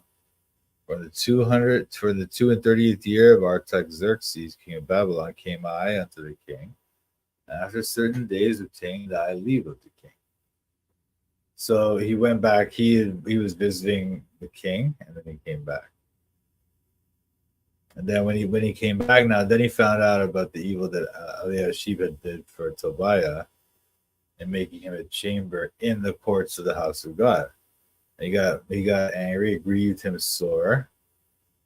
So he cast forth all the household stuff of Tobiah out of the chamber. Then he cleansed the chamber, and then he brings in the vessels again, and the meat offering, and the frankincense. So the offerings and stuff, that's where they're meant to be stored, right? For some reason, Eliashib had allowed Tobiah to set up his place in there, as if he was like basically living there. And then he realized that the portions that the Levites are supposed to receive a certain portion from the donations so that they can live, right? But then it wasn't being given to them. And then a lot of them ended up, they had to go back to the field where they work, to their homes where they have farms and stuff, so that the people can work. So they could have enough money to live, you know. Then Nehemiah goes to the rulers and said, why are you forsaking the house of God? And he gathered them together, set them in their place. That means he told them what's going on. And then Judah brought the tithes again, and then they were able to give the portion to the people based on the tithe that they brought in. And then he set up treasurers over the treasuries, so that way there'd be like people in charge who are capable, that they can make sure that these things don't happen anymore, these problems that were occurring. So these people were counted faithful. These people that he chose, Zadok the scribe, Pedaiah, Hanan the son of Zakur, these are people that were counted faithful. And so they would distribute unto their brethren. That is, they would give out from the donations, they would give out everybody's portion. Then this is another instance of Nehemiah praying. Remember me, O God, O my God, concerning this, and wipe out not my good deeds that I have done for the house of my God, and for the offices thereof. In those days I saw in Judah some treading wine presses on the Sabbath, and bringing in cheese and lading asses, as also wine, grapes, and figs, and all manner of burdens, which they brought into Jerusalem on the Sabbath day. And I testified against them in the day wherein they sold victuals. So he's saying the people will come in just on the Sabbath, just like any other day. They would just load up their things and come in and try to sell their produce, whether it's wine or grapes or what have you. But they're not supposed to do that on the Sabbath. And then there were these other guys from Tyre. They're not even Jews. So they would come in with their fish and stuff and sold their stuff to the children of Judah on the Sabbath. And he said, no, what's going on here? And he's contending with the nobles of Judah, the rulers of Judah. What is this thing you do on profane the Sabbath? And then when our fathers did this, God brought this evil upon us so that we don't have the city anymore. We got sent to Babylon. Now you're going to do it again? And so what he did was, when the gates of Jerusalem began to be dark before the Sabbath, the day before the Sabbath, because actually the Jews counted the Sabbath day from like Friday evening until Saturday evening. That's their 24 hours. It's not from midnight to midnight. It's from when like sundown basically on the Friday until sundown on Saturday. That's the Sabbath day. Okay. So from that day he would say, I commanded the gates to be shut, charged that they should not be open till after the Sabbath. And then he set his servants at the gates that there should be no burden brought in on the Sabbath day. So then the merchants and sellers, they would lodge outside Jerusalem. But he said, no. He said this then, why lodge ye about the wall? If you do so again, I will lay hands on you. So then from that time they came no more on the Sabbath. And I commanded the Levites that they should cleanse themselves, and that they should come and keep the gates to sanctify the Sabbath day. So the Levites, you need Levites to do these things, right? No one else can do it. So he commanded them, cleanse yourself and sanctify this day. Remember me, O my God, concerning this also, and spare me according to the greatness of thy mercy. So once again, you have this thing of Nehemiah stops the narrative to pray. In those days also I saw Jews that had married wives of Ashdod, of Ammon, and of Moab. And their children spake half in the speech of Ashdod, and could not speak in the Jews' language, but according to the language of each people. And I contended with them, and cursed them, and smote certain of them, and plucked off their hair, and made them swear by God, saying, you shall not give your daughters unto their sons, nor take their daughters unto your sons, or for yourselves. Did not Solomon king of Israel sin by these things? Yet among many nations was there no king like him, who was beloved of his God, and God made him king over all Israel. Nevertheless, even him did outlandish women cause to sin. Shall we then hearken unto you to do all this great evil, to transgress against our God in marrying strange wives? And one of the sons of Joiada. So wait. Let me talk about this part.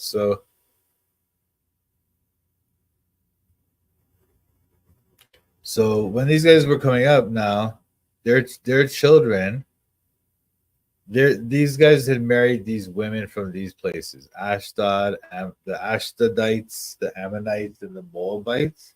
They had married, these Jewish men had married wives from them. And their children now don't speak properly Hebrew. So he contended with them, cursed them, smote them, and plucked off their hair, made them swear by God, saying, you shall not give your daughters to their sons. He's telling them, look, why did you do this? You shouldn't have done that. Did not Solomon, king of Israel, sin by these things? There was no king like him, beloved of his God. God made him king over all Israel. Nevertheless, even him did outlandish women cause to sin. So now when you guys take outlandish meaning out of our land, they're from another land, But we say outlandish nowadays, it means just like bad, or like it would mean like they're not sticking with normal rules of life. They're outlandish. They act in an outlandish manner. Yeah.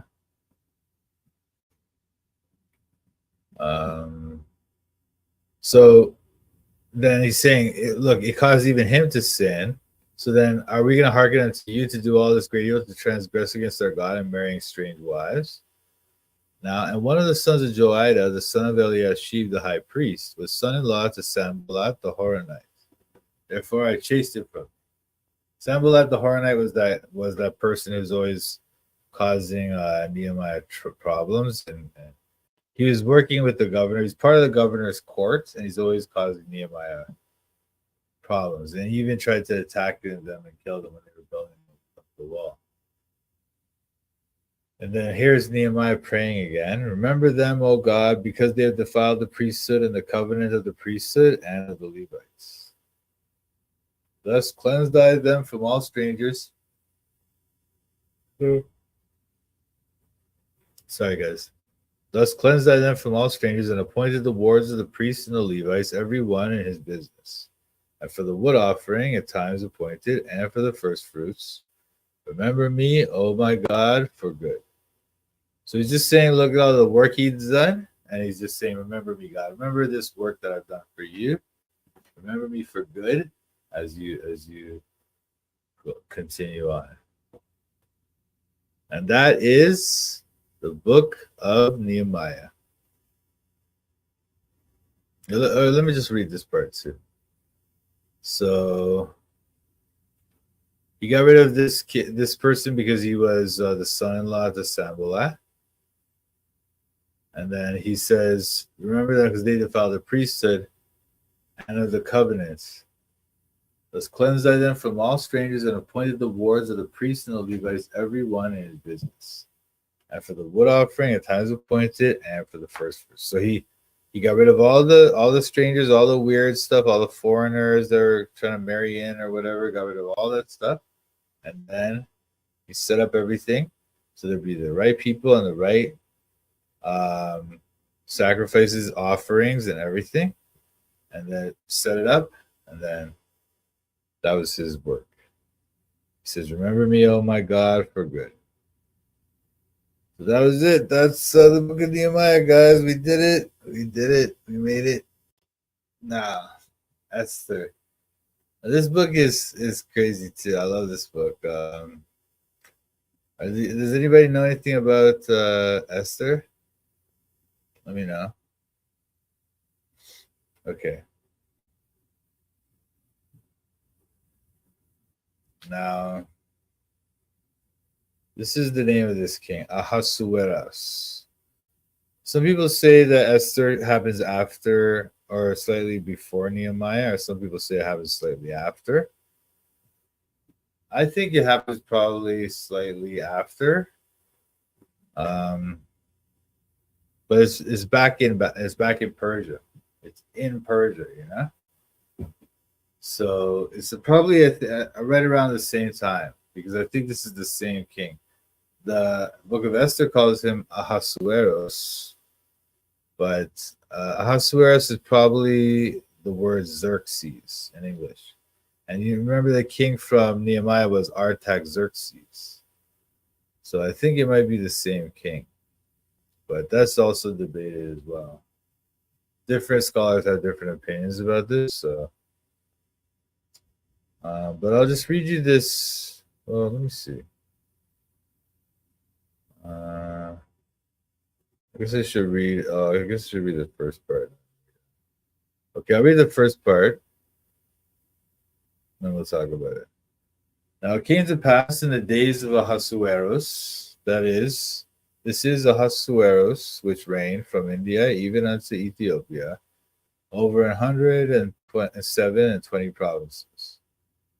That in those days when the king Ahasuerus sat on the throne of his kingdom, which was in Shushan the palace, in the 3rd year of his reign, he made a feast unto all his princes and his servants, the power of Persia and Media, the nobles and princes of the provinces being before him.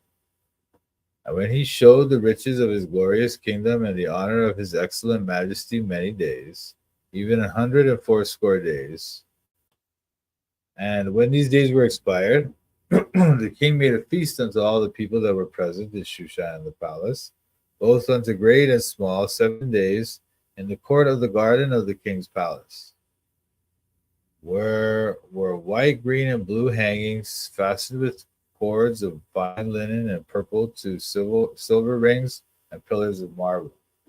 The beds were of gold and silver upon a pavement of red and blue and white and black marble.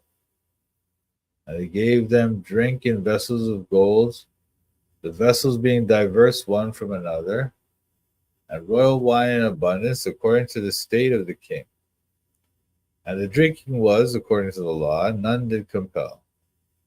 For so the king had appointed to all the officers of his house that they should do according to every man's pleasure. Also, Vashti the queen made a feast for the women in the royal house which belonged to King Ahasuerus. So the king of Persia, Shushan the palace is like the winter palace, you know? They go there in the winter and then they go back to, I guess, the capital in the summer. I'm not too sure exactly where that is. But let me show you the Shushan the palace thing.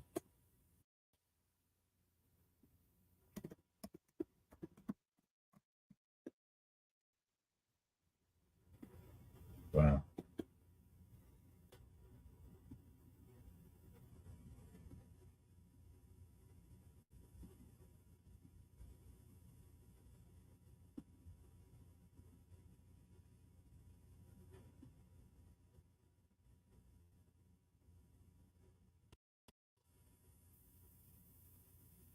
This is probably this is probably the ruins of it. I mean, this is the ruins of it. This is a place that's still around. Like there's a town there called Shushana in modern Persia, modern Iran, I mean.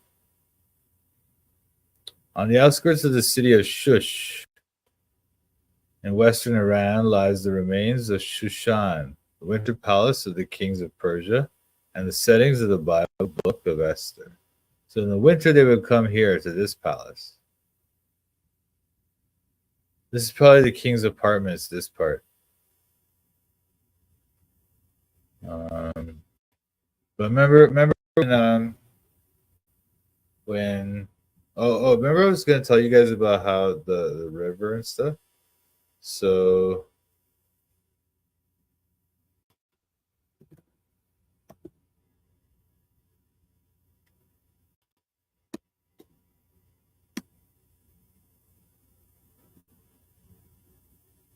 okay. So on the map here, this is the place Shush or Shushan, or where the place Shushan, the palace Shushan was, and this is Baghdad, so in Iraq, right? And this is the Euphrates River. So I assume that this is where the Persian king would go every winter, and that's why when they say on the other side of the river, in Ezra and Nehemiah, they would say that about where they're going. They would say the governor's on that side of the river. What they mean is these guys, the people who Nehemiah and Ezra were dealing with, were the governors of this part to the west of the river. So Syria and also obviously Israel. Okay. But I think there's one set of governors for that whole region. I think there's probably a few, but that's how they would determine those things.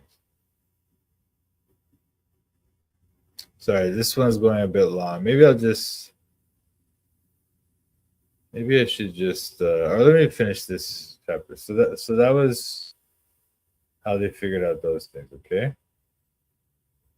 And he reigned from Ethiopia, or from India to Ethiopia, his empire. Over 107 and 20 provinces. And he sat on his throne in Shushan the palace this year. In the 3rd year of his reign, he made a feast unto all his princes and his servants, the power of Persia and Media, Remember I was saying the Medes and the Persians and the Medes had like one empire, you know? The nobles and the princes of the provinces being before him. And he showed the riches of his glorious kingdom and the honor of his excellent majesty many days, even 180 days. Now, I want you to note that even though this is a pagan king, right? The Bible refers to him this way: the riches of his glorious kingdom and the honor of his excellent majesty. This is a good king. Similar to Cyrus and Darius, Artaxerxes is basically a good king who God supports and likes. Okay? He may not be perfect, but he's generally approved of by God, blessed. And then, so after the days of the showing of his majesty, he had a feast. And all the people that were present in Shushan the palace, both great and small, 7 days in the court of the garden. So they had all these beautiful hangings and beds of gold and silver, pavement of red, blue, white, and black marble. Pavement of marble. Wow, white, blue, and black. This is crazy, vastly expensive stuff, right? Drink in vessels of gold. Excuse me. The vessels being diverse one from another. So they're not the same cup. Everyone gets their own special cup. Made of gold. A royal wine in abundance, according to the state of the king. And the drinking was according to the law. None did compel. For so the king had appointed to all the officers of his house that they should do according to every man's pleasure. So I think what they mean by this is that the drinking was according to the law. That is, it's done in an orderly manner. None did compel, meaning no one's making you drink. So the king had appointed to all the officers of his house that they should do according to every man's pleasure. So just what the people want. If that's their pleasure to drink, then give them drink. If it's not, then don't make them drink. And Vashti, the queen, made a feast for the women in the royal house which belonged to King Ahasuerus. Now, this is a part that's interesting. It's been picked up by feminists as if Vashti's some hero, but anyway, I'll read you the story. On the 7th day, when the heart of the king was merry with wine, he commanded Mehuman, Biztha, Harbona, Bigtha, and Abagtha, Zetar, and Carcas, the 7 chamberlains that served in the presence of Ahasuerus the king, to bring Vashti the queen before the king with the crown royal, to show the people and the princes her beauty, for she was fair to look upon. But the queen Vashti refused to come at the king's commandment by his chamberlains. Therefore was the king very wroth, and his anger burned in him. Then the king said to the wise men, which knew the times, for so was the king's manner toward all the new law and judgments. And next unto him was Karshina, Shetar, Admata, Tarshish, Meres, Marsena, and Memucan, the 7 princes of Persia and Media, which saw the king's face, and which sat the first in the kingdom. What shall we do unto the queen Vashti according to law, because she hath not performed the commandment of the king Ahasuerus by the chamberlains? And Memucan answered before the king and the princes, Vashti the queen had not done wrong to the king only, but also to all the princes, and to all the people that are in all the provinces of the king Ahasuerus. For this deed of the queen shall come abroad unto all women, so that they shall despise their husbands in their eyes, when it shall be reported. The king Ahasuerus commanded Vashti the queen to be brought in before him, but she came not. Likewise shall the ladies of Persia and Media say this day unto all the king's princes, which have heard of the deed of the queen, thus shall there arise too much contempt and wrath. If it please the king, let there go a royal commandment from him, and let it be written among the laws of the Persians and the Medes that it be not altered, that Vashti come no more before King Ahasuerus. And let the king give her royal estate unto another that is better than she. And when the king's decree which he shall make shall be published throughout all his empire, for it is great, all the wives shall give to their husbands honor, both to great and small. And the saying pleased the king and the princes, and the king did according to the word of Memucan. For he sent letters into all the king's provinces, into every province according to the writing thereof, and to every people after their language, that every man should bear rule in his own house, and that it should be published according to the language of every people. Okay, so what just happened there? Basically, the king was a little bit drunk, and he wanted to see his beautiful wife and show her to his lords and ladies, right? But he called her, and she did not want to come. She refused to come. And he got angry, said to his wise men, what should we do? Well, what's lawful to do here? And then the princes that were there, they're like, wait a minute, if the word gets out that even the queen refuses the king, then all our wives and other wives around the empire are going to start doing this to their husbands. There's going to be chaos. So they said, okay, send her away. So he sent her away.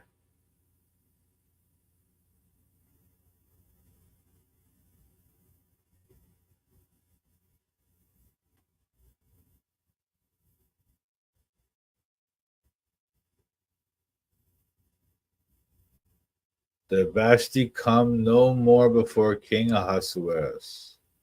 So the queen is now banished from his presence forever. Okay, he's not going to kill her. He's not going to like have her killed or anything. They can't do that, I don't think, because she's his queen. But he's going to put her,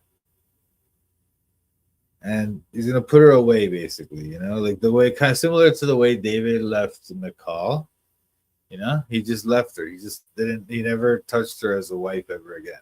And then they say, "Let the king give her royal estate unto another that is better than she." So they're going to find someone else better than Vashti and make her the queen.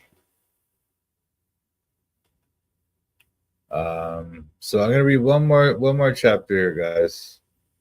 Thanks for sticking around. I know it's not easy, but we're getting through this book here. Oh wait, somebody says something here? Oh hey, God bless PZD. God bless you. But anyway, okay, so now chapter 2 here.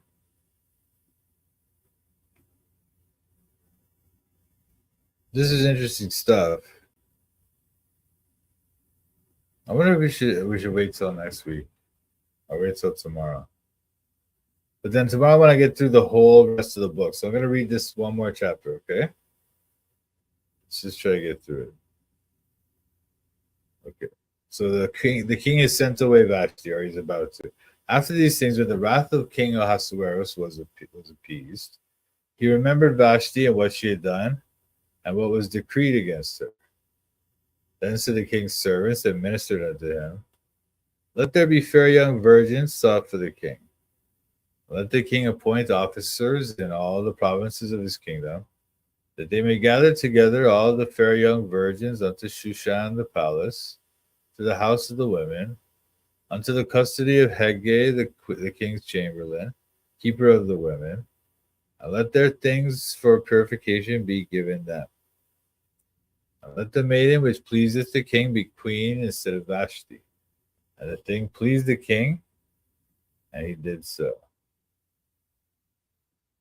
Now in Shushan the palace there was a certain Jew whose name was Mordecai, son of Jair, the son of Shimei, son of Kish, a Benjamite, who had been carried away from Jerusalem with the captivity which had been carried away with Jeconiah, king of Judah, whom Nebuchadnezzar, the king of Babylon, had carried away. And he brought up Hadassah, that is, Esther, his uncle's daughter, for she had neither father nor mother, and the maid was fair and beautiful, whom Mordecai, when her father and mother were dead, took for his own daughter. So it came to pass, when the king's commandment and his decree was heard, and when many maidens were gathered together unto Shushan the palace to the custody of Hegai, That Esther was also brought up. That Esther was brought also unto the king's house to the custody of Haggai, keeper of the women. And the maiden pleased him, and she obtained kindness of him, and he speedily gave her things for purification, with such things as belonged to her, and 7 maidens which were meet to be given her, out of the king's house. And he preferred her and her maids unto the best place of the house of the women. Esther had not showed her people, nor her kindred, for Mordecai had charged her that she should not show it. And Mordecai walked every day before the court of the women's house to know how Esther did and what should become of her. And when every maid's turn was come to go into the king Ahasuerus, after that she had been 12 months, according to the manner of the women, for so were the days of their purifications accomplished, to wit, 6 months with oil of myrrh, and 6 months with sweet odors, and with other things for purifying of the women. Then thus came every maiden unto the king, whatsoever she desired was given her to go with her out of the house of the women unto the king's house. In the evening she went, and on the morrow she returned into the second house of the women, for the custody of Shaashgaz, the king's chamberlain, which kept the concubines. She came in unto the king no more, except the king delighted in her, and that she were called by name. Now when the turn of Esther, the daughter of Abihail, the uncle of Mordecai, who had taken her for his daughter, was come to go in unto the king, she required nothing but what Haggai, the king's chamberlain, keeper of the women, appointed. And Esther obtained favor in the sight of all of them that looked upon her. So Esther was taken unto King Ahasuerus into his house, royal in the 10th month, which is the month Tebeth, in the 7th year of his reign.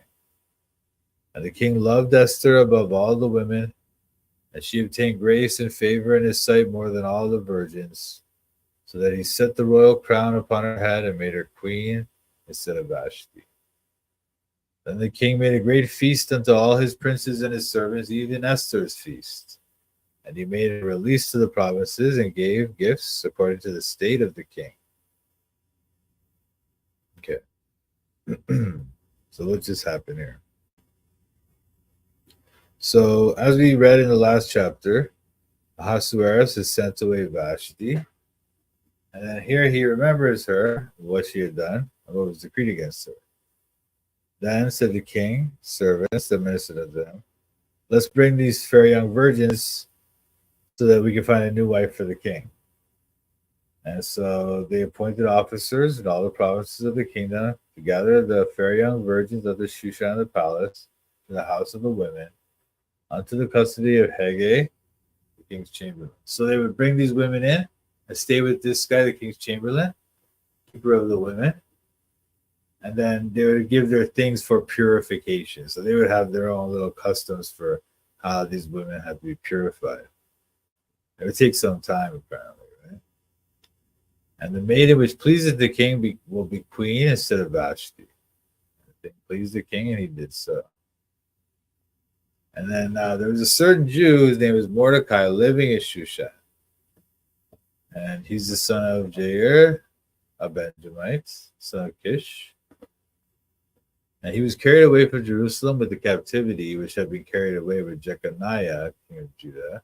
That was the one before like Nebuchadnezzar came to Jerusalem and laid siege to it, and then he took away one of the kings, and he put like a puppet king in place there, one of Jeconiah's sons, the younger son. And so but he took away Jeconiah. And then at that time, he took away a bunch of the people too. And so that was when they took away Mordecai. And so Mordecai's been living in Persia for a long time, apparently.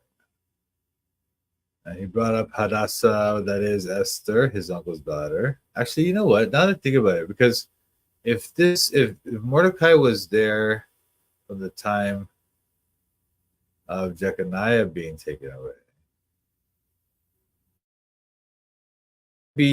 can't be after Nehemiah, because that would be so long, Mordecai would be dead by then. that's like 100 years.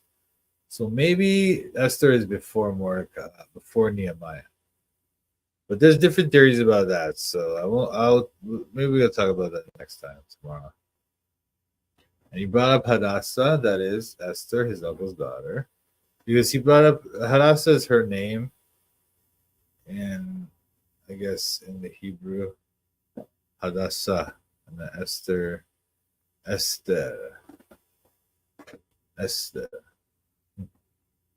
guess Hadassah is another name for her. But Esther, he brought up with her because he had adopted her as his own daughter. But it's his uncle's daughter. And they came to her. So when the king's commandment and his decree was heard, and when many maidens were gathered together unto Shushan the palace, Esther was brought also into the custody of Haggai. And then, so for some reason, again, it's probably because of God, right? Like this book doesn't even mention God, but we can see that God's working in these people's lives to make his plans occur.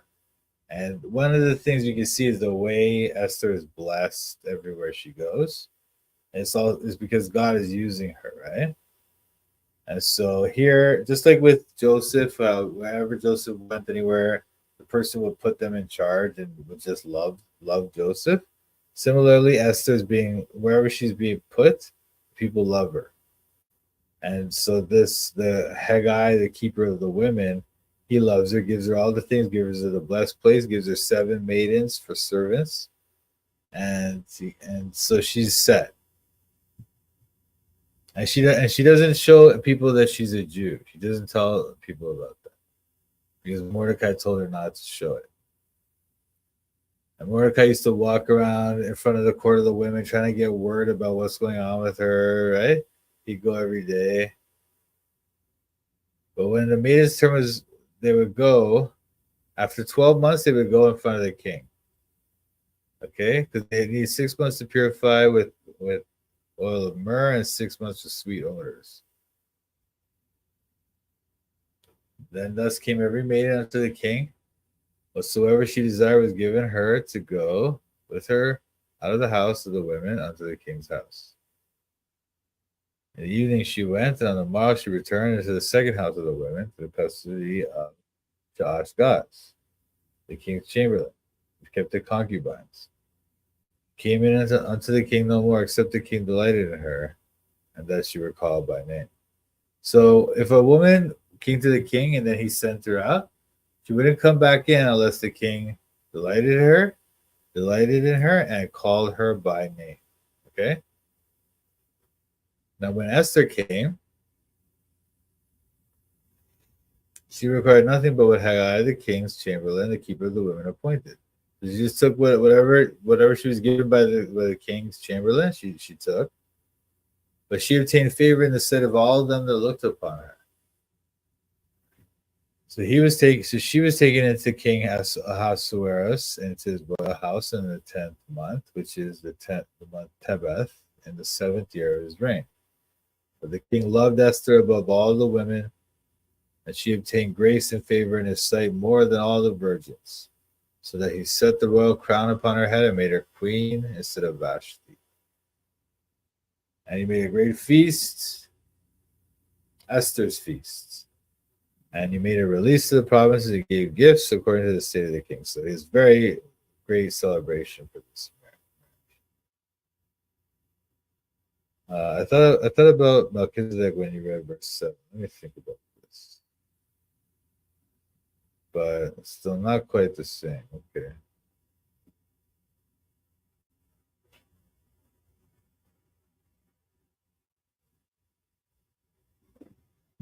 Because of Mordecai?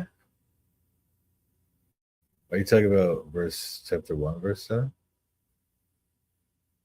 You're talking about this, chapter 2, verse 7. And he brought up Hadassah, that is Esther, his uncle's daughter, for she knew neither father nor mother, and the maid was fair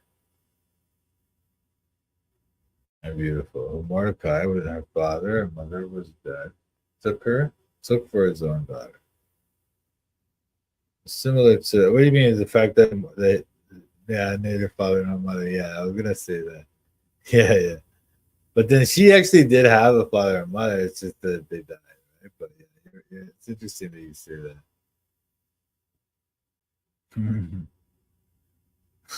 That's interesting. I wonder if my internet signals went weird. Anyway, up here it looks strong, but on StreamYard it looks weak. But anyway, I'm about to finish up here. So this is an interesting part of the story here. Because okay, so now okay, so she is the queen now, Esther. And when the virgins were gathered together the second time, then Mordecai sat in the king's gate. Esther had not showed her kindred nor her people, as Mordecai had charged her. For Esther did the commandment of Mordecai, like as when she was brought up with him. In those days, while Mordecai sat in the king's gate, two of the king's chamberlains, Bigdan and Teresh, of those which kept the door, were wroth and sought to lay hand on the king Ahasuerus. And the thing was known to Mordecai, who told it to Esther the queen, and Esther certified the king thereof in Mordecai's name. And when inquisition was made of the matter, it was found out. Therefore, they were both hanged on a tree, and it was written in the book of the Chronicles before the king. So this is a very key part of the story that's going to come up later. Okay, so Esther has become the queen of Persia now, right? She's married to the king. And the virgins were gathered a second time, and Mordecai was sitting in the gate. And no one knows that Esther's a Jew yet, okay? Nobody knows. They just know only that she's a beautiful woman and she's married to the king. Mordecai told her not to. And then, but Mordecai was sitting in the king's gate. So he's becoming kind of an important person in the king himself, you know? But while he was there, he heard from these two of the king's chamberlains, they were plotting against the king.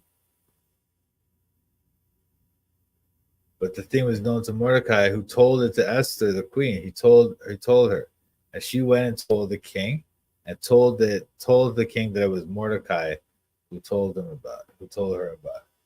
And then they investigated it. It was found out about those guys, and they were hanged. And it was written in the book of the Chronicles before the king that all those events were written in the book of the Chronicles. Okay, that's going to come up later in the story, so it's important. But yeah, so already we've had this thing. So Vashti, she was acting like a bad, disobedient wife, so she was dismissed. Then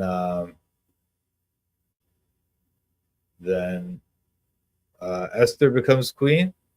Then Mordecai foils the plot to kill the king. Okay, those things are the important events of the first two chapters. But okay, guys, so that was 5 chapters there. The last 3 of the book of Nehemiah, and then the first 2 of this wonderful story of Esther, which is a beautiful, really beautiful story too. And tomorrow I hope to get through actually 8 chapters of Esther. So we're gonna have a bit of a longer day, maybe tomorrow, maybe not though, because it might not take that long because they're not that long. These chapters in Esther are not that long, so we might be able to get through it pretty quickly. Amen, Angela. God bless you, bro. 8, I know. Well, I know it is. It sounds like a lot, but they're not that long of chapters, and also it's different than like with Nehemiah and Chronicles. There's all these names, so you feel like you have to kind of explain something about the names and stuff because you want people to kind of feel like it's not just a bunch of names. But when it comes to these kind of stories like Esther, you just kind of read the story. It tells itself. So it might mean a little bit of explanation, but not that much. So we'll get through it. We'll get through it quickly. Okay. Don't worry about it. Anyway, let me just say a prayer real quick and then we'll wrap it up. Okay. Thanks so much for coming, guys. Heavenly Father, Almighty God, how excellent is thy name in all the earth, Father. Father, thank you so much for this Bible study and for your word that guides us and gives us wisdom and helps us to grow, helps us to become better servants of you and of your Holy Son, Jesus. Your word is like a lamp to our feet and a light unto our path, Father. And with your guidance, we always become better, and we just thank you for your wonderful book of this Bible and for your Son, Jesus Christ. And I ask that you bless all the listeners and those who couldn't make it. Give them strength, give them encouragement, and give them guidance in your wisdom. Help us to become better servants of your Holy Son, Jesus, Father. On him be glory forever and ever. Amen. All right, so thanks, you guys. We got a comment here. See what I look forward to. Yeah, it'll be no problem, man. We'll get through that. It'll be great. 8 chapters of Esther. Esther's a wonderful book, you know. I almost wanted to read the whole book in one day, you know, but anyway. All right, God bless, Nicholas. God bless everyone. Thanks so much for coming, and I look forward to seeing you again soon. And thanks for watching Toronto Bible Study. Hallelujah. Okay.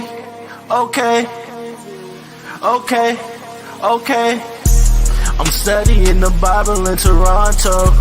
I'm studying the Bible in Toronto. I'm studying the Bible in Toronto.